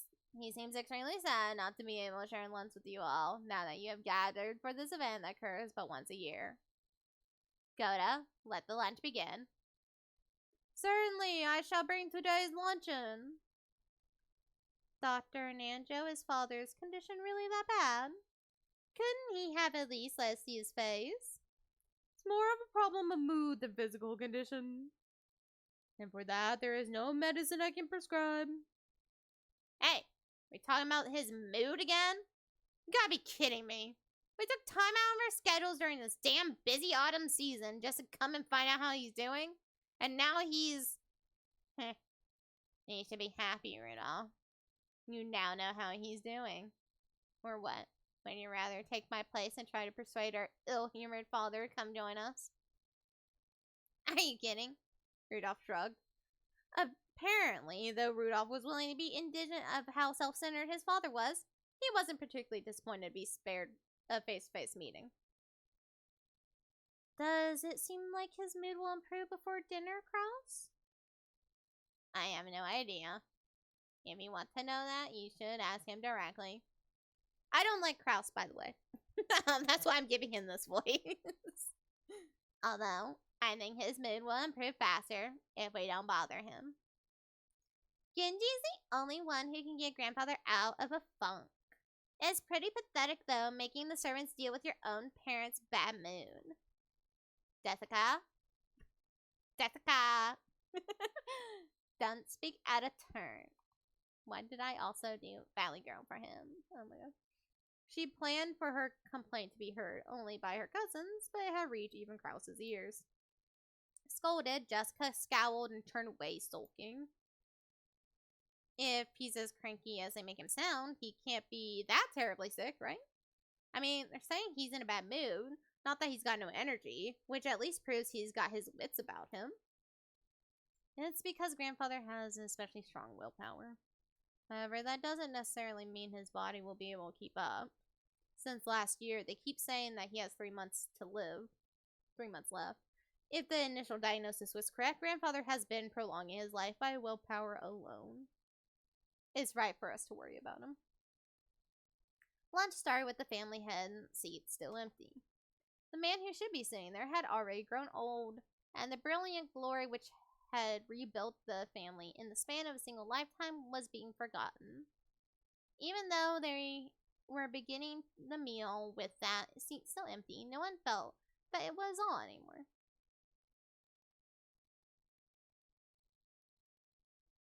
Huh? I didn't realize how far we were from actually seeing Beatrice, but I refuse to stop streaming until we at least meet Beatrice. I refuse. Despite all these people really hurting my throat. Especially the Kinsu thing. I don't know why I did that to myself. But, we're going to fucking see it. Okay. The family conference was held once every year on the first weekend of October. If a normal family were to hold a so-called family conference, you'd expect it to be nothing more than a reunion of rarely seen relatives who greet each other around buckets of sushi or something. However, part of the family's great fortune had been lent out to grandfather's children, and no one in this family was considered an adult until they had met with success in business. So this meeting literally was a conference.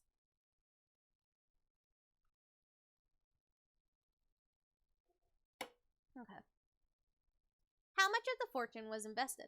what sort of business was conducted, how much profit was earned. As a result, how much of the fortune borrowed from the main family could be repaid, or possibly how much more would be borrowed for future business ventures. Hi, Titus! Whoa, Titus, you have missed! You missed it! You missed me screaming! Hello, Titus. Doing something else right now about me? We're like, aw, thank you! Aw, thank you. What lessons had they learned, and what could they learn from their mistakes? It seems that topics like these were discussed very seriously in the past. My dad said it was like lying on a bed of nails. Apparently, it used to be a very serious family meeting where people were bathed in scornful and angry voices, and some people even got slapped despite their age. However, that had become a thing of the past. Now, with everyone pursuing their own business ventures and achieving success, it was becoming more of a normal yearly get-together. Even so, telling grandfather about recent events was extremely stressful. So while it was nothing more than a simple get-together for us grandchildren, it was still a real stomachache for our parents. The absence of the man who was the source of all this trouble, regardless of the reason, probably made today's lunch taste much more delicious. The phrase, while the demon is not around, everyone can relax, comes to mind. Anyway, let's introduce Jessica's father, whose face I haven't seen for 6 years. The man sitting next to my father's left is his older brother and Jessica's father, Uncle Kraus. His name sure is easy to read. Kraus. Sure. Now that we've gotten used to this string of weird names, our perspective is totally skewed. So Kraus doesn't actually seem that bad. It even starts to sound kinda cool. Just like with Aunt Natsui, I didn't have many memories of speaking with Uncle Kraus. He had never been one to chat to children, and I felt like he was always talking with the adults, just like Aunt Natsui. According to my father's gossip, he was a spiteful and violent man. If what he said is true, Uncle Kraus used to be very domineering from his position as the oldest sibling, and was despised by all the other siblings. Though despite that, the siblings all seemed to be chatting happily together. Oh well. Even if their relationship was bad when they were children, sometimes when people grow up and live apart from each other, their relationships change. That's probably what this was. No, it wasn't. It's not. They're just really good acting. Don't worry, they still all hate each other. After all, they all had children of about the same age. By sharing the same family environment, they probably profited by exchanging opinions.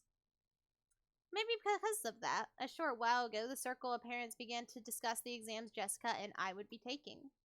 Jessica, in order to escape questions about the exams from my father on her left, purposely faced right while firing off a rapid series of comments, not giving him any chance to get a word in. Moving on, let's look at the opposite end from Kraus and the others. At the very last seat of the table, an old gentleman with a sturdy physique sat facing Kiri. This was my first time meeting him. I had only just been introduced to him, but it seems like he's grandfather's personal doctor, a man called Nanjo. I heard he used to own a huge clinic on the nearby island Niijima, but he turned it over to his son and began living a life of leisure in his old age. He had known grandfather ever since the very beginning when the mansion was first constructed on this island and had built up a relationship over several decades. I thought at first that the two of them might have gotten to know each other through grandfather's suspicious hobbies, but it seems he was actually grandfather's chess partner. I see. My kind of hobby seems very like our grandfather, with what his love of all things Western. Nanjo's probably the only person who could enter Rokujima despite being neither a family member nor a servant. He looked like a calm old gentleman as he listened to the discussion between Kiri and the other women who sat near him. Considering how long he stayed by the side of our short-tempered grandfather, his generous heart was probably nothing to laugh at. Still, even if he was family doctor, having anyone outside the family attend the family conference was a little odd. Made me think that grandfather's condition might have worsened so much it'd be a major topic of discussion at today's conference. After all, George said something like that just a second ago. Something about how we've been getting continuous reports since around last year that grandfather didn't have long to live. It's nasty to think about, but considering how rich grandfather is. At the time of his death, his wealth will suddenly be released, probably along with a fair share of our parents' stomach acid, and it'd lead to ulcers for everyone. After all, this sort of thing just gets messier when there's more wealth to be divided. There's a good chance they'll be talking about stuff like that at the family conference. Still, it's not like it's got anything to do with us kids. Finally, even though he hadn't shown up, let me introduce our grandfather. The person who should be sitting at the impotent's chair is Kenzo. It really sucks. Everyone else in the family has used weird names, but he's got this perfectly normal one himself. If only his name were written Kenzo, but he let us call him Goldsmith or something. I'd totally freak out. As you can probably guess by now, he's a frightening person with an extremely short temper. I'm one of his grandchildren, not a son, and I haven't seen him since elementary school. Thanks to that, I have no memory of being beaten myself, but our parents were apparently raised with an iron fist. That earlier conversation between my dad and Uncle Kraus was about who should go convince grandfather to calm down seems pretty darn funny once you know their background. You can't really tell grandfather's story without covering that pivotal event back before the Showa era, 1926 and 1989. What? Until the Meiji, 1886, 1912, and Taisho, there we go, Taisho, that's probably it. 1912 to 1926 eras, the family was great and prosperous. They owned several spinning mills, making them rich enough to just double over laughing every day as the money kept rolling in. Incidentally, grandfather was a member of a branch family and had pretty much nothing to do with the main family. Not only was he way down the list of who would inherit the headship, but he had hardly any contact with the glamorous main family. However, during the Great Kanto earthquake in the year Taisho 12, 1923, the mansion owned by the family in Odawara was flattened. The spinning mills in Tokyo were all burned down in a huge fire, and the family lost most of its wealth and family members in an instant. So once they started trying to figure out who the next successor of the family would be, they apparently found no one remaining except Kinzu in his branch family. In Kinzu's later reminiscences, he referred to this as good fortune so great that it overturned fate. But that grandfather's boring everyday life did a 180. He was entrusted with reviving the dying family, which lost nearly all of its wealth. However, just because he had been entrusted with this task didn't mean he could accomplish it. Apparently, those around him weren't really expecting much. However, this is where grandfather began displaying his extraordinary talent and good luck. Grandfather used all of the family's remaining wealth, as well as everything from the hair on his head to his toenails, as collateral in order to borrow a massive amount of money. Once he built up a gigantic war chest, he immediately invested in business. It was like someone tumbling down a hill on a bike without brakes, and then jumping into a neighboring bike, and then another. Just like some crazy street performance. I'll bet everyone thought grandfather had no business ability whatsoever. However, after several miracles and turns of good luck, with confidences piling up and every chance taken advantage of, he was suddenly in control of the powerful connections with occupying forces. At that time, MacArthur and the GHQ were the ultimate authority in Japan. Grandfather, in a twinkle of an eye, began succeeding in business under protection of the occupying forces, quickly becoming very rich. By this time, thank you for the follow. Hi, welcome. Hello, Luna. Hello. How are you? How have I been? I've been good. My throat is dying because of this game so far. You're good. That's good. Glad to hear it. Yeah, no, my throat's dying. How's day? I mean, it's going good. I played a game that I hated with a friend for like 4 hours, and then I started streaming this game, and now my throat's dying. So, it's been a good day. Good day. Okay, there we go. Yeah, fun day. But by this point, it's probably safe to say that information, not luck, saved the day. I saw your profile. Oh, it looks cool. Thank you. I'm glad you like it. Thank you. Thank you. He must have made some seriously deep connections with the occupying forces. Grandfather knew beforehand about emergency demands that would be made for the Korean War. No, it was more than that. He must have predicted those emergency demands from the very beginning, when he started investing his money. Yeah, it's my character. It's mine. The history books make it sound like all of Japan made a large profit off of the emergency demands during the Korean War, but that actually isn't true. You draw yourself? I used to draw a lot, but not lately. Not anymore. I kind of got out of the habit. Only a very limited number of the super rich played the money game and made an easy profit. Most of the citizens remained poor. In other words, Grandfather was a member of this extremely lucky group of winners. Have you done art Snowy Day or Starry Night? No. I have not. I'm pretty sure this all happened during the year Showa 25, 1950 or so. The Great Kanto earthquake happened in 1924. That means Grandfather was able to revive the near-dead family in only about 20 years to a level even higher than had ever been before. With that, you think he'd revive the main family in Odawara. But for some reason, he went and did something as crazy as buying an entire small island in the Izu archipelago. I love to draw art emotes over overlays. Oh, okay, that's cool. Buying an entire island is not something that you can ordinarily do today.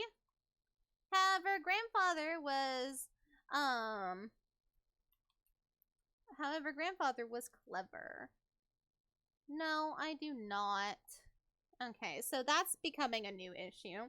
This is the second time that I have started streaming where someone has come into my chat and starts trying to push their art. And I bet ya, because the first one that's done it had the same exact artwork as all of those, scam artists on Twitter. They all have that same kind of art style for logos and overlays and stuff. I bet you they would as well. Any artist who does cold calls is not a good artist. Just saying.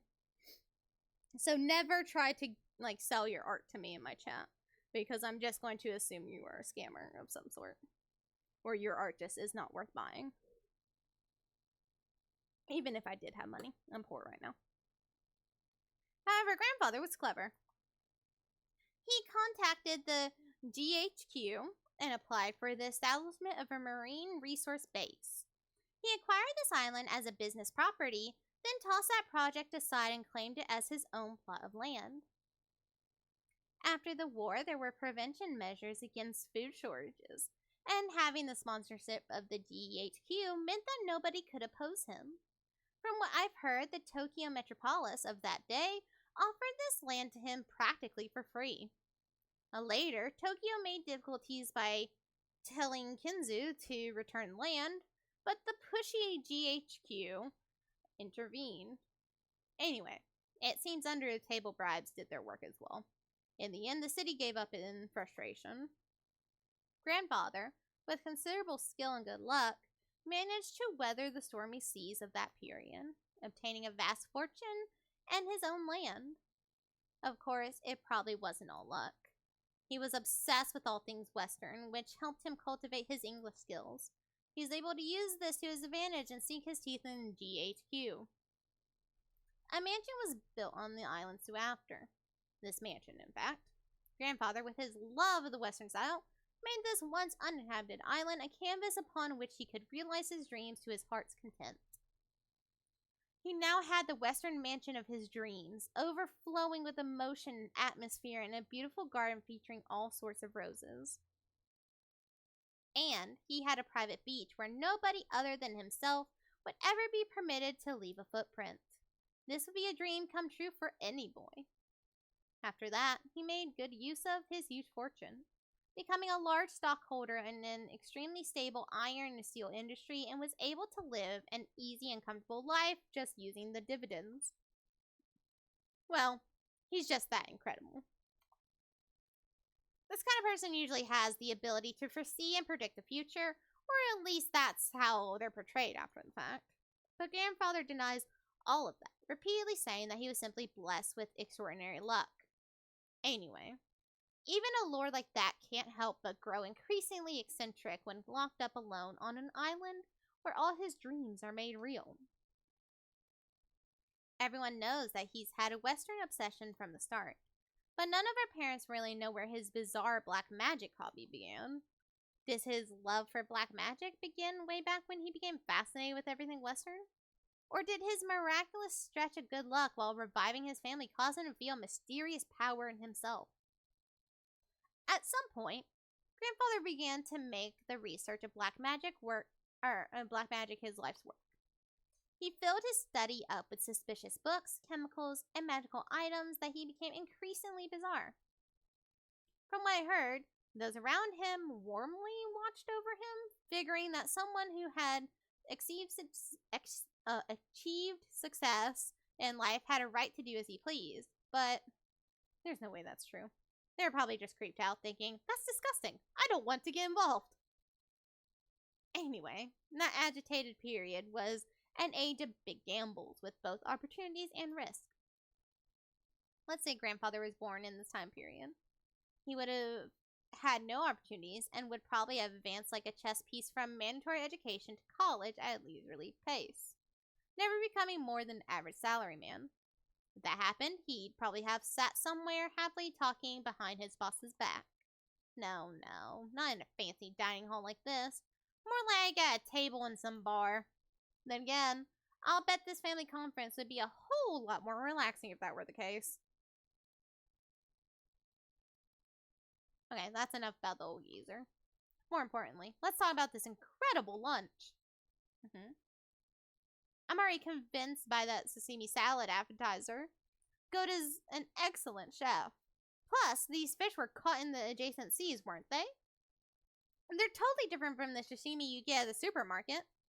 Hey, quit it, Battler. Your upbringing will be exposed. Everyone let out a big laugh.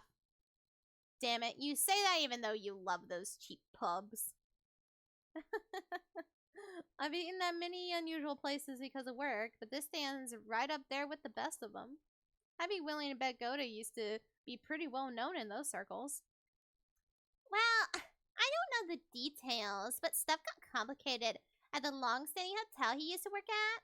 What with them opening a new establishment with the same name and breaking into factions or whatever it was.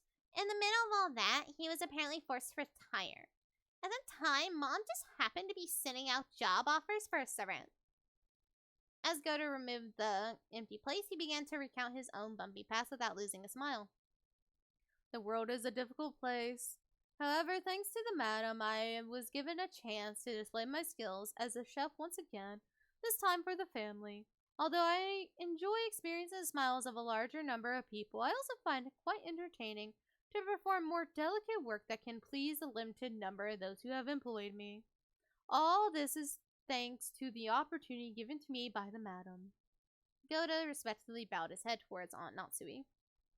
That's because you were the most talented of the applicants. The decision was purely objective, not based on personal feelings, so there's no need to thank me. Dang, why does Aunt Natsui always have to sound so indifferent? If only she spoke a little more kindness, she might leave a different impression.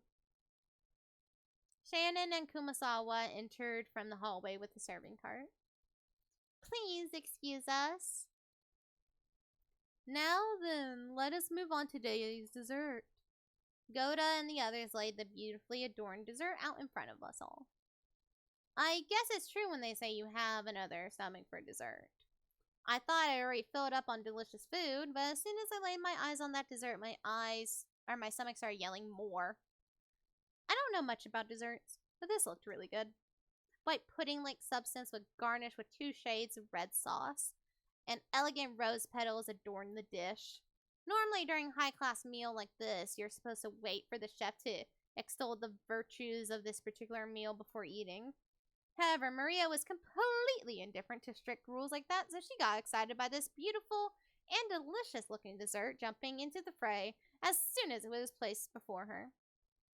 Aunt Rosa scolded her, calling it bad manners, but George responded by saying, No, it's okay. Ah! This part's sour! This part's sour! Battler, this was no good! Oh! Maria exclaimed as she sampled the two colored sauces. What, some are good and some bad? Okay, I'll give it a go. Apparently one sauce was sweet and the other sour. Despite being bad manners, I also stuck my little finger in it and licked. Well, one of the sauces was sour enough to make you pucker up. If it were yellow, I would have suspected lemon, but I couldn't guess what kind of sourness would be red. I decided to ask Shannon. He was putting away the serving cart behind us. Shannon, what kind of sauce is this sour stuff? Shannon hesitated. Maybe your job was just set table, so she doesn't really know. Still, even considering that, she seems pretty stressed. Maybe I shouldn't have asked. Or did they use some kind of ingredient that we're better off not knowing about? While Aunt Natsui made a gesture that seemed to indicate an oncoming headache, Kumasawa, who was setting the table on opposite seat, began to chuckle. What do you think we made it out of? It'll shock you. I don't have a clue. Wait a second, Kumasawa. That laugh's pretty creepy. So what is it? Don't tell anyone, okay? Listen very carefully. Kumasawa leaned across to the other side of the table. I leaned forward myself when she asked. Their interest caught. Jessica, George, and of course Maria also put their ears closer. What? Quickly! You see, the sour part is made from juice squeezed from a mackerel. What? Mackerel? That's crazy, we all thought, horrified. Only Maria accepted it, nodding sagely. Mackerels are sour. This just comes out when you squeeze them. When Maria started clamoring that mackerel were sour, the adults were unable to contain their laughter. Only Aunt Rosa, her face red, whispered to Maria that mackerel was sour only once prepared as shimisaba. Whatever that is. Oh, now I totally remember. Oh, that's not Kimasawa actually talking. Okay. Kimasawa was always like this, wasn't she? I think I remember her tricking me too in all sorts of ways when I was young. The most lethal has gotta be that one. Those flimsy black things in Chinese dishes. They're kukure mushrooms. She told me they were penguin meat, and I went all around school like a smartass telling everyone, didn't I? Wow. Kumasawa, you sure haven't changed. You know, Maria's gonna believe it now, right? Oh, it's just a joke. Now Gold is going to tell us what the sauce really is, won't he? Goda looked a little off-put about his masterpiece being laughed at for such a bizarre reason. After clearing his throat once, he introduced the dessert to us. Well, then, allow me to introduce our dessert. After seeing how much you all enjoyed the rose garden earlier today, I finished this panna cotta in a rose garden style. The rose petals scattered across were selected just now from the very rose garden. The sauce is a combination of two reds, strawberry and rose hips. Please enjoy this mixture of the strawberry sweetness and the rose hip sourness. Furthermore, the rose petals are merely decorative, so please avoid them while you eat. With that said, please enjoy. No, I refuse. I am in agreement with Gordon Ramsay. If it's not meant to be eaten, you don't put it on the plate. No, you don't. Anything that's on the plate should be edible. Just saying.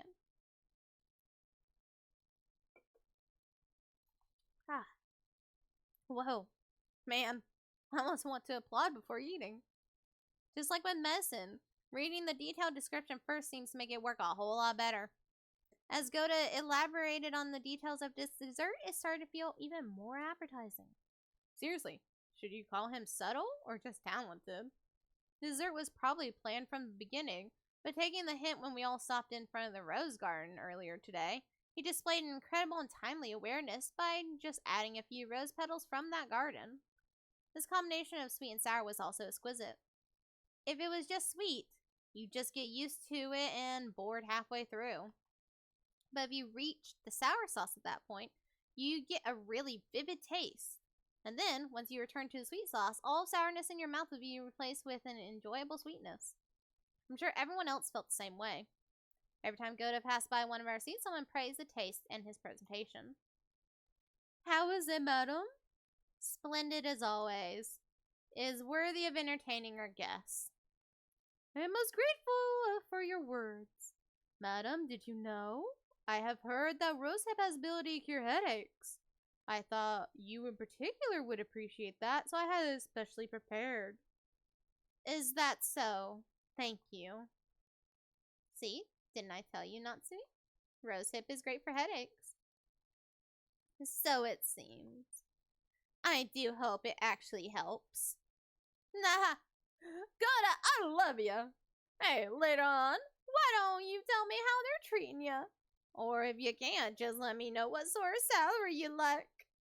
Having your talent confined to this small island is sacred at humanity's cutting culture.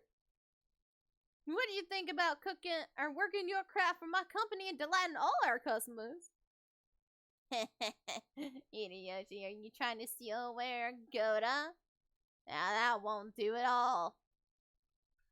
We'd better start treating Goda better or he'll get snatched up. Yes, you really should. If you don't, someone's gonna grab him and you'll be stuck with 3 meals of Kumasawa-style mackerel cooking a day, won't you? That's harsh. Seems someone's holding a grudge against me. Everyone let out a huge laugh. According to Jessica, Kumasawa's mackerel jokes were a running gag that our parents had long since gotten used to. Kumasawa often claimed that mackerels had precious nutritional value, which could slow aging, make people smarter, and more. Supposedly, while it couldn't stop the outward signs of aging, it helped prevent it on the inside. Since she was still spirited enough to tell these kind of jokes at her age, there must be something to that theory. In that case, if you'll excuse me, prepare yourself for tonight's dinner. I'll be cooking plenty of mackerel dishes for you all, so you better look forward to it. We sure will. Can't wait to get all buggered up from tonight's shima whatever the fuck that is. That sounds wonderful. I wonder if they'll be serving any good Japanese sake. Oh, we certainly will. Haven't you heard of Rokujima's famous mackerel shochu? Whatever the fuck. Kumasawa, together with Shauna, bowed and pushed the serving carts away. It's pretty funny to watch Goda, who looked like his show had totally been stolen, explain in a serious voice that we would be having calf steak for dinner. Kumasawa, thanks for doing that back there. As she pushed the serving cart, Shannon bowed her head very deeply. I haven't done anything that requires thanks. Kumasawa may have played dumb, but she had obviously understood and saved Shannon in the nick of time. Back when Battler had asked about dessert, Shannon had unfortunately hesitated. There may have been several ways to dodge the question, but all of them would have required some quick wits. Shannon, who hesitated when hard pressed for a response, was always suffering because of this small weakness. If only Shannon had a little of the craftiness needed to cleverly shake off a mistake like Goda, her life would have been a bit easier. The fact that she could perform other tasks flawlessly made this weakness even more unfortunate. However, there were some who understood Shannon's honest nature, her inability to gloss over a mistake and draw attention away from it. That was why Kumasawa had smoothly come to her rescue. I just heard from Genji that there will be a change in the afternoon shifts. I believe you were given a break until this evening. I'm jealous. Huh? Oh, I'm sorry. I haven't checked the shift chart yet. Oh, yes. I was thinking I might start cooking some mackerel in the oven. If you don't mind, I would be happy if you would help out a bit before your break. Yes. I would be delighted to help. To Shannon, Kumasawa was like a mother among the servants.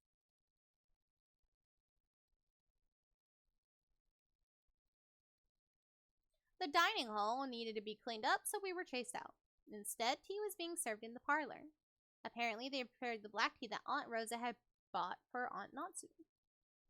Maria said that she also wanted to have some.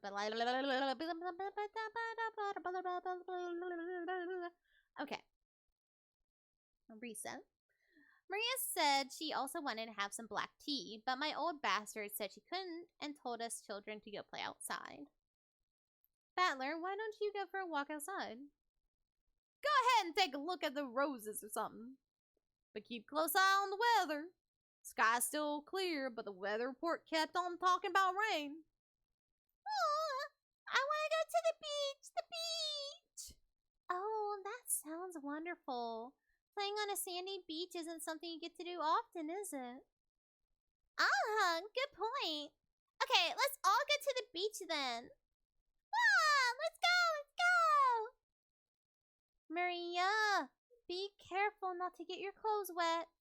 Or your shoes. Won't get wet. The obedience is so cute. And Battler, make sure you keep an eye out for Maria, okay? Sure, leave it to me. Hey, you're pretty obedient and cute yourself, listening to Curie like that. Why don't you also listen to me obediently for a change? Nah, hell no. Hell no. Let's go, everyone. Come on. The children flew out of the parlor. They were replaced by Genji, who pushed a serving cart in and prepared to serve the tea. The parlor was filled with a sublime aroma, which delighted everyone while they waited to sate their thirst. Rudolph's family certainly seems close. It's a wonderful thing. Quit it! We're no match for your family. That's true. You've raised Jessica to be so adorable. I imagine that's yet another fruit of your talents at education and training, Natsui. Thank you. Natsui answered coldly. The conversation broke off then, and the parlor fell silent. Maybe Hideyoshi couldn't bear silence because he broke it himself with an exaggerated gesture. Still, they sure do grow fast. I thought they'd be kids forever, but they starting getting huge all of a sudden, and they're adults like us. Battler looks like a completely different person now. His body has grown much bigger, but he's still just a kid. Though you could say the same about my husband. I wonder where the border between child and adult is. I still don't feel as though I've grown up. Huh, isn't that pitiful? That's not something the mother of a child should say. That's right. We're not children anymore. We're all adults now, so I wish we could talk together on an intellectual level rather than an emotional one. When Ava smiled with sharp sarcasm, everyone seemed to get more tense. It felt as though the pleasant tea aroma had been tossed out the window. Since long ago, we've always endeavored to engage in intellectual conversations. It seems your sarcasm occasionally misses the mark. Hi, Nikolai! Just as it always has. Oh, wait, that was Kraus speaking, wasn't it? Hi, Nikolai, how are you? That was Kraus, huh? So now it's Ava, so I fucked it all up. Okay. Oh, what is it you've always endeavored to do? My. I wish I could wrap those words up and send them to this room a few decades ago.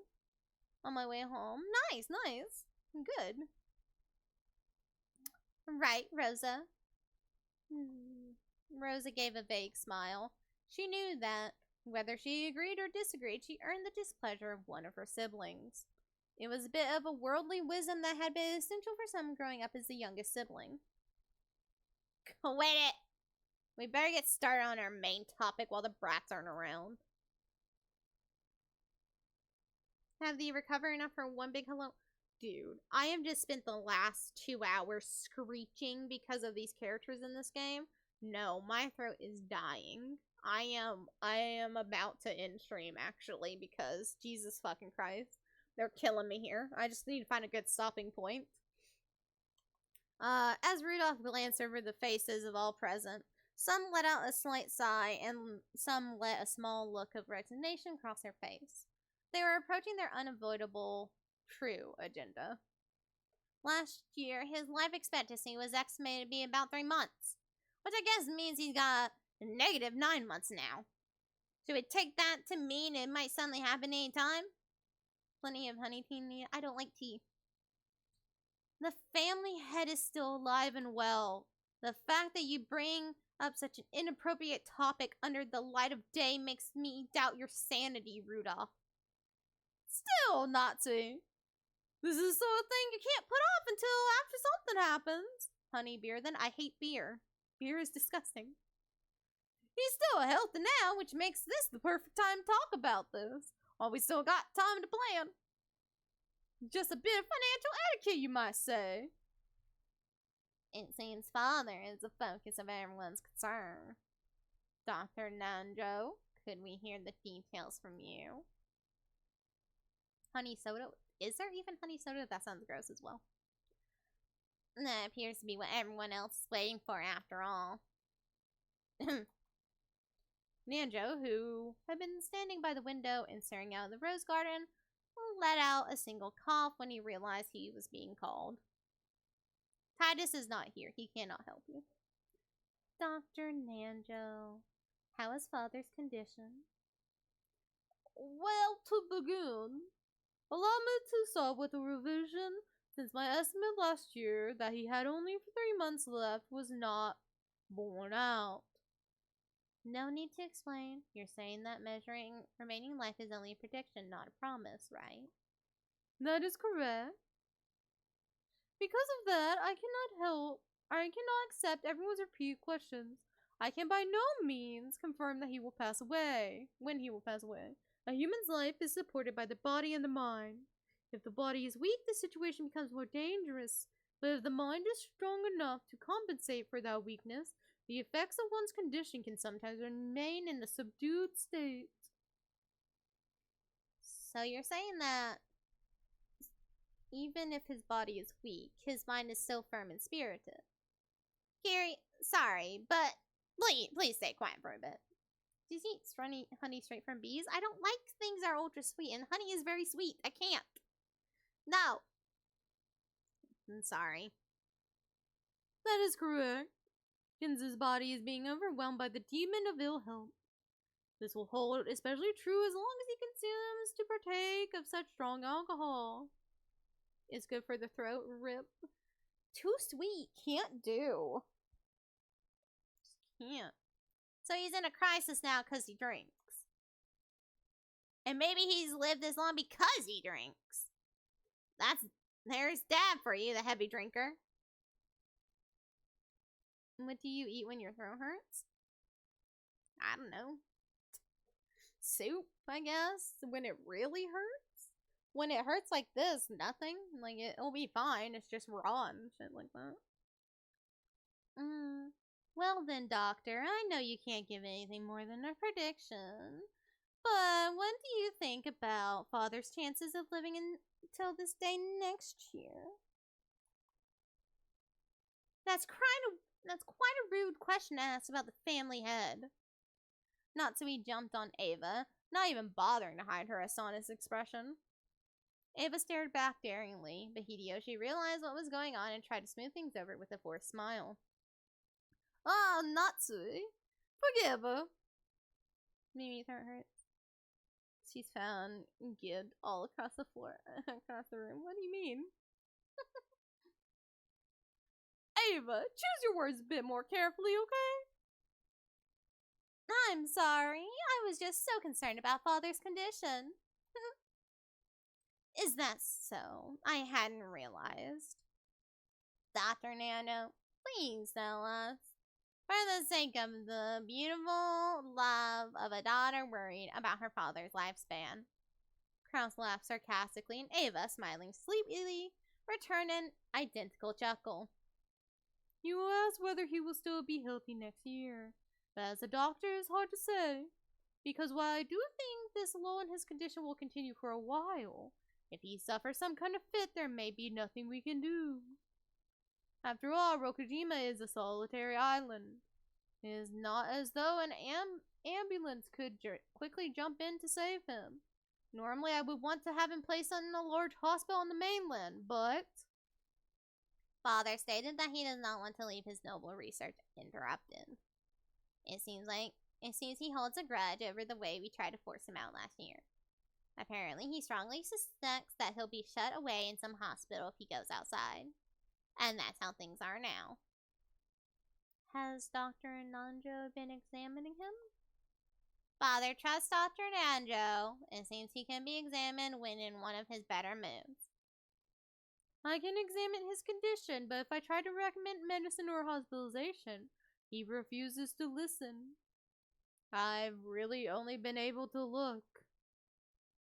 It's true some people hate doctors. Still, what a hassle. Nanjo sighed deeply.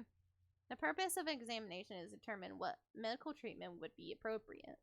Receiving an examination and then not following the advice given makes the whole thing pointless. So, to sum it up, he's still expected to live 3 months.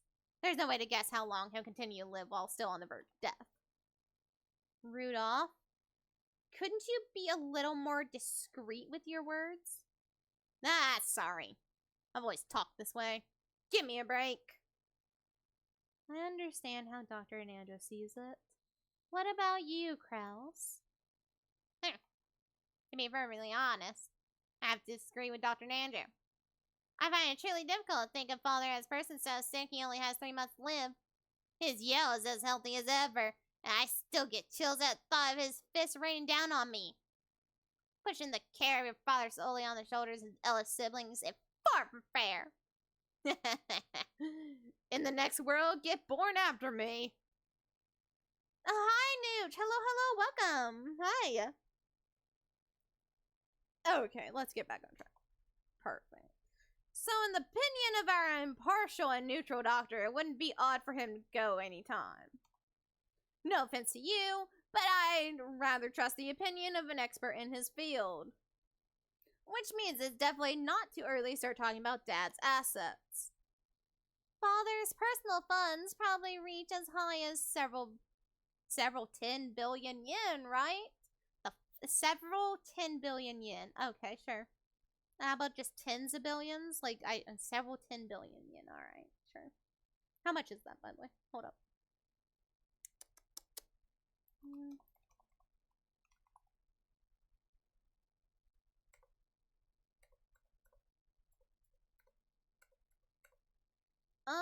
Let's see. So that 10 billion yen is...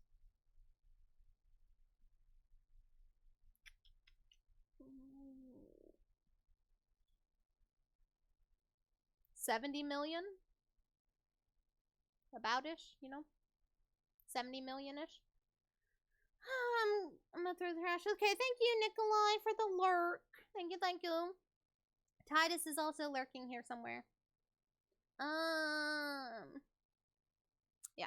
But that's not as though that's all neatly gathered as cash, as ready cash. It's not as simple as simply cutting a birthday cake with a knife. That's an interesting way to put it. That's right. You sometimes get strawberries or chocolates on top of the cake, making it hard to cleanly cut into equal parts. Given that, don't you think it's important to discuss beforehand how best stick the knife in? I cannot understand how you all can openly discuss this as though the family head is dead, even though he's still alive. Ah, come now. Don't you see how important this is? After all, when the time comes, the inheritance of his fortune must be carried out immediately, right? Moreover, the glorious house's wealth is vast. Don't you understand that careful discussion is necessary beforehand? There's a huge difference between this family's resources and your family's wealth. How rude! My birth family has nothing to do with this, Natsu responded indignantly, though in a low voice, and the already dark atmosphere grew even more hostile. Give it a rest, Ava. Natsu, forgive us. Pardon her rudeness. Hideyoshi tried to smooth things over by glancing at both with a forced smile, but only resulted in making the hostility between Ava and Natsui even more tense. Seems I'll just get in the way if I stay any longer. Please excuse me. Yes, run away, doctor. Nanjo rose from his seat and exited the parlor. To an outsider, it may have seemed like a normal act of courtesy, but his back was watched by several glances envious of his ability to escape. Yes, run away, doctor, as fast as possible. Get away from these people. After the doctor had exited, his footsteps had disappeared into a distance. Kraus recrossed his legs. In other words, this is what you all would like to say. Father's remaining life is short. You want to quickly enter into a practical conference concerning the distribution of the inheritance. Why are you all so eager, I wonder? Certainly. As you say, estimating and distributing the wealth is no simple task. In that case, shouldn't we make careful and deliberate calculations? Seems to me that you're all impatient to split up the cake tonight. Isn't that true, Rosa? What reason is there to be hasty? We aren't being hasty. However, we need to have an agreement between the siblings. It doesn't matter when we do that, but if the day Father's condition worsens is approaching, discussing the matter beforehand hardly seems hasty to me. Rosa shot a glance at Ava and Rudolph. As the youngest sibling in the family, it was hard for her to be cross-examined by the eldest. Oh, is that your true opinion? I didn't expect the most honest and pure-hearted of the siblings to say something like that. I wonder if those two told you to say it. Quit it. Rosa's one of Dad's kids, too. She's got as much right to his inheritance as the rest of us. It's only natural that she'd be interested. After all, Dad will definitely die. That's not something that will happen in the distant future. On the contrary, you're way too relaxed. It's almost like you'd like nothing better than turn discussion away from the inheritance issue. What do you mean by that? Are you trying to accuse my husband of something? Calm down, Natsui. Listen to what we have to say. Nee-san, or isn't that brother? I hear the times have been extremely good lately. Yes, last year we've been up in an unprecedented boom, and the yen keeps on rising. It seems that it's no longer a dream that the dollar will reach 100 yen. Also, the ruling party says they'll establish health resort maintenance law by next year.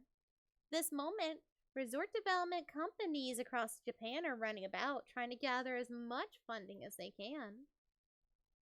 You certainly seem to know a lot about it. Japan is about to experience an unprecedented boom. It'll be a repeat of the Korean War demands, time during which Father revived the family. The people of Japan have been working like mad, achieving vast economic growth and becoming the most well-off people in the world, reaching the height of our prosperity. We've reached an era where private spending is vast, which means easy money for institutions that can capitalize on that fact. The three kinds of electrical appliances no longer represent people's needs. People need ski resorts, golf courses, public pools, resort hotels, and theme parks. Have you gone to Disneyland? Which opened just a few years ago? What an excellent theme park. It's a place where even an adult can be a kid and have fun with his family. No longer do we count our sole virtue to be selfless devotion while failing to care for our families. We have become the most prosperous people in the world, and now we can finally enjoy the benefits. Kraus, your foresight's nothing to sneeze at. When I heard that sort of thing several years ago, I thought it was crazy. But when I heard about the G5 Nations Plaza Accord, that all changed. The yen shot up, and I'll bet the price of land skyrockets soon, too. Won't be long before Japan becomes the economic center of the world. You've got a great sense of direction, and the world's moving, Kraus. At least there can be no debate about that. I feel the same as Hideyoshi. You can read into the next decade of history. I bet you got that keen sense from Dad, and it's incredible.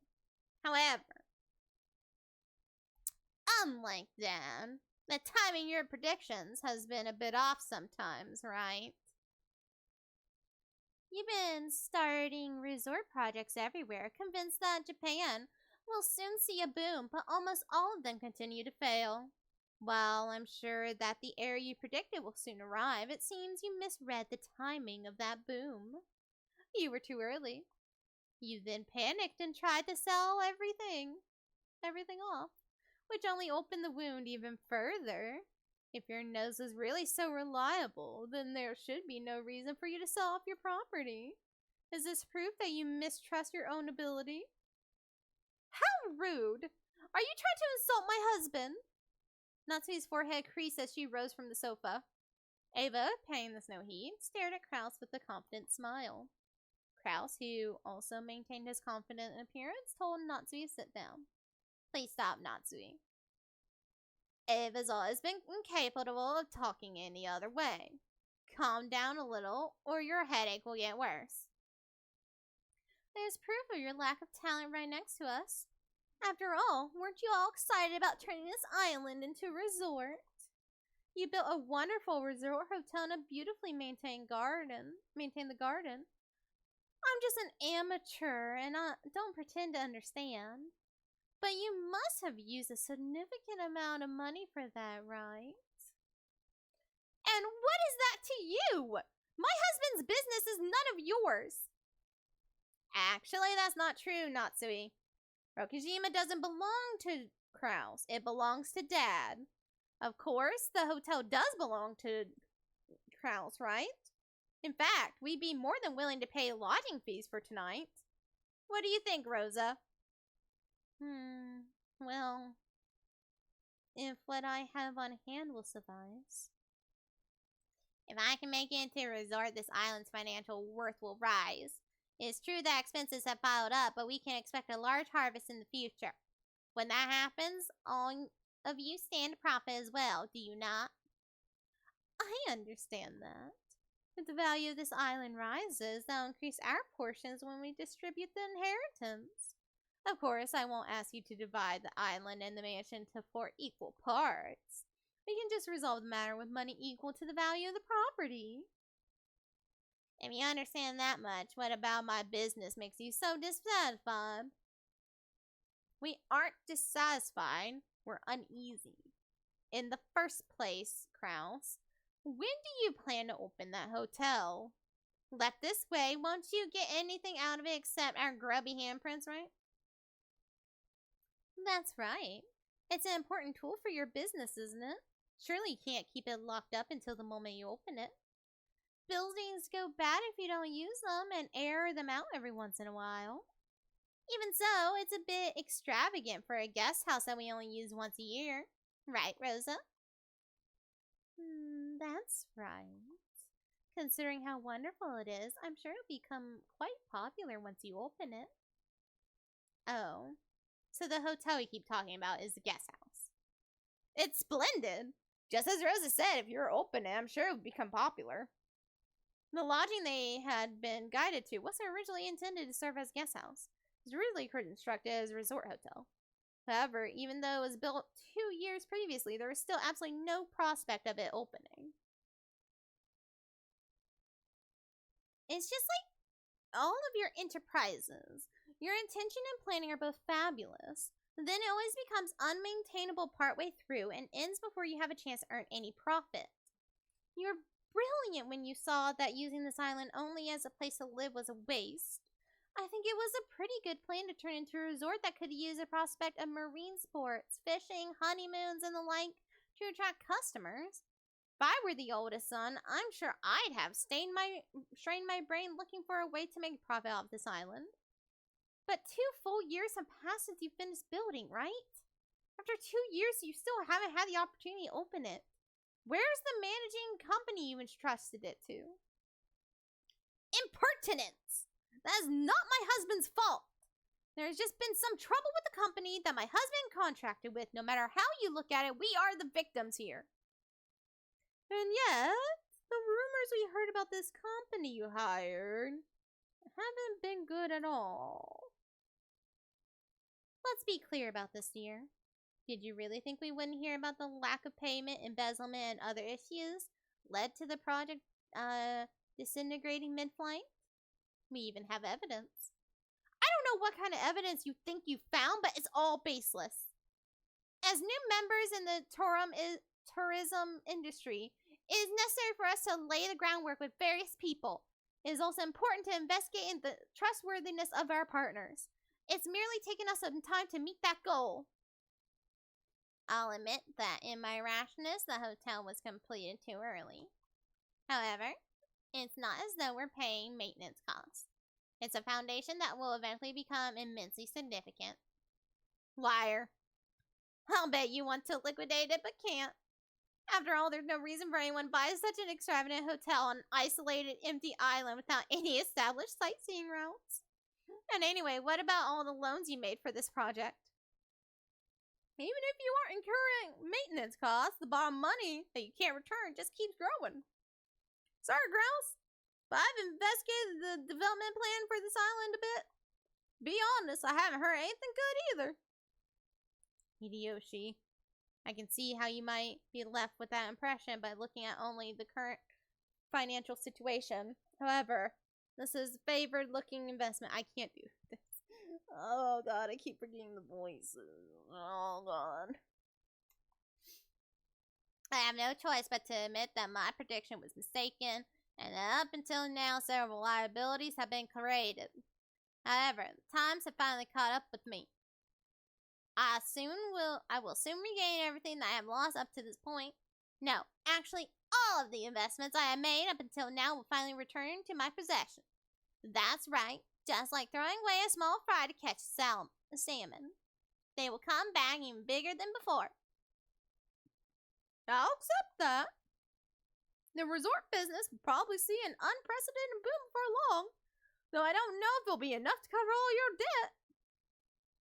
However, Krause, after all your failures in the past, who exactly do you expect to provide you funding? And this isn't some small amount we're talking about. You'll need enough funding to fill a massive hole you dug.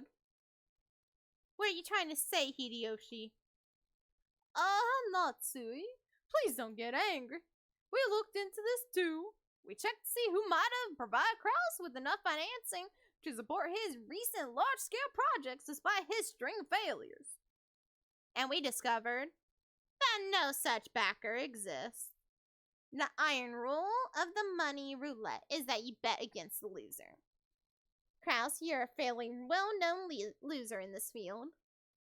It's true that prosperous times are about to come, but when we looked for people who considered that enough to overlook your string of failures and had enough for the investment, we found no candidates. So, the big question now is where you got that money from. Now isn't this intriguing? And, dear, how long do you plan to let these ridiculous remarks stand? Sit down, Natsu. Let's cut to the point. Krause, you've been diverting Dad's private funds for your own businesses. There's pretty much no room for doubt. If you think we made some kind of mistake, please feel free to explain. Rudolph, don't call it diverting funds. This is embezzlement, plain and simple. A huge crime that can be criminally prosecuted. This sort of rudeness cannot be tolerated. How can you face the successor of the head family and level these absurd accusations? They aren't absurd. They're right on the mark. I'm sure he'd like to somehow make his business succeed and recover his losses, but his debt keeps getting bigger. He's just trying to cover up the failure of one gamble by making an even bigger one. It's only natural that he try to grab any source of funding close at hand. Let me be frank. Krause, what you're doing is embezzlement. You're betraying Father. You know that we'll have the court settle this after it's all over, right? Do you think that kind of person has any right to call themselves the successor of the head family? Of all the... You dare claim that he has betrayed the head family? You no longer have the right to straddle the threshold of the glorious family. Leave this place at once. Now! Get out! Natsui, who had already reached the limits of her anger, shouted at Ava in rage. She then pointed alternatively at Ava in the hallway, demanding that she leave. Ava took out a folding fan and fanned herself with it, glaring maliciously at Natsui. as though silently daring her to repeat what she'd said. However, her mouth was still smiling, curved in the shape of a crescent moon. In that unpleasant silence, Rosa gulped. Hey, Natsui? To whom do you think you're speaking in such a tone? I'm speaking to the exceedingly rude sister of my husband. As the person in charge of the main family's kitchen, I cannot overlook any more of this. In charge of the kitchen?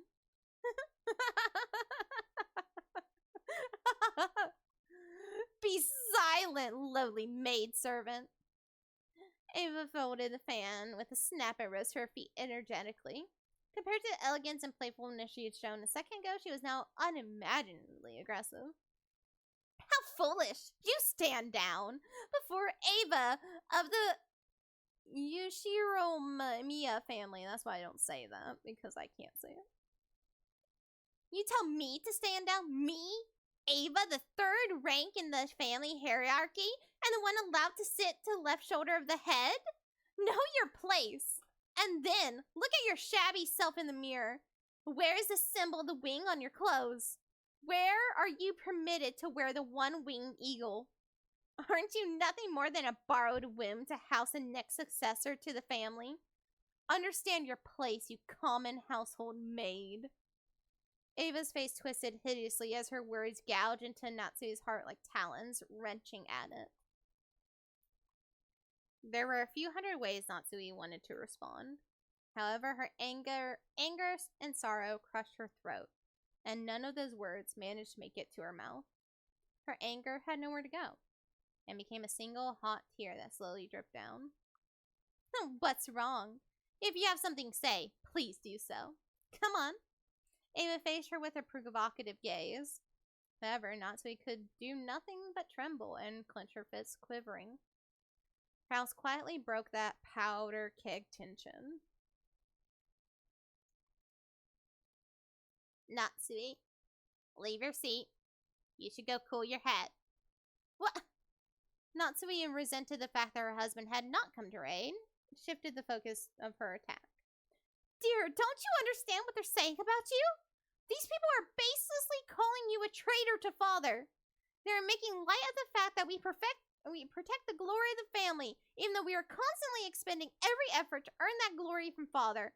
They trample all over that underfoot with their hateful rambling, and you don't even try to fight back? Why? I'm only standing up for us because you won't, but you've been putting the entire burden on me for some time now, and now you tell me to go cool my head? It's always me. Even though I have always considered this family's affair so seriously, you've... Oh no, that was still her crying. Okay. Natsui was already unable to hide her tears. She flew from the room in that state. After that, all that remained was a somewhat embarrassed mood about the parlor. When the sound of footsteps grew distant and silence returned, Kraus shrugged his shoulders slightly. I apologize for my wife. She has always been bad at controlling her emotions. It's been rough for me. If that's what's been managing your household, you must suffer to no end.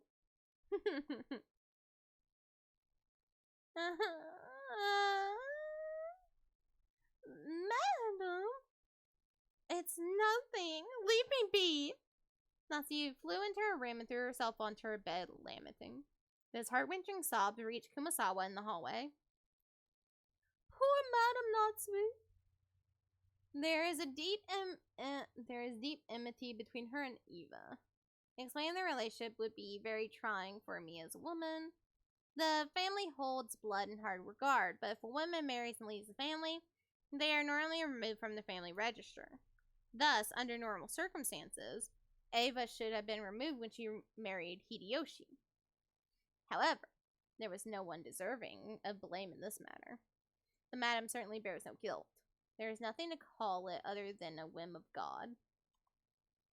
Kraus and Natsui were not blessed with children for some time. After all, this is the male-dominant family. A wife is merely a tool to create an heir. If such a wife cannot fulfill her only duty, she will not even be treated as human. It pains me to remember how the master tortured Madame during that time. Back then, a wedding between Ava and Hideyoshi was being discussed. Ava was sly. Taking advantage of Madame's inability to become pregnant, she gained the favor of the master. She inspired him to allow her to marry and give birth to a successor herself, making sure to avoid transferring her name out of the register.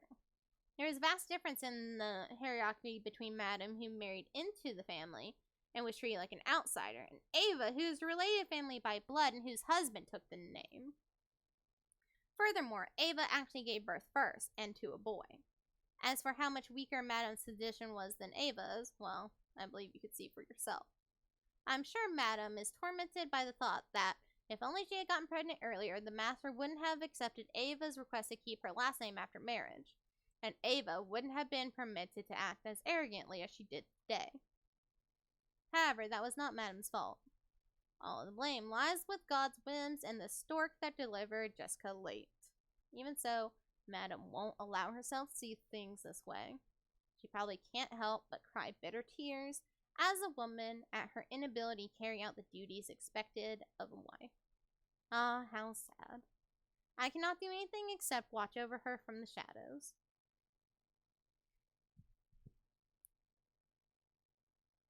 Okay. We are not getting to Beatrice yet. That's just not happening today because my throat is killing me. So I'm done. I'm done for today. We will play this again at some other time because I can't do this anymore. I'm done. I'm tapping out. I can't do it. So thank you everyone for stopping by. Thank you for guys for lurking and everything. I'll be back tomorrow streaming with Titus and playing Remnant. So good night everybody. Well, good day, good night, good morning, whatever. Goodbye everybody.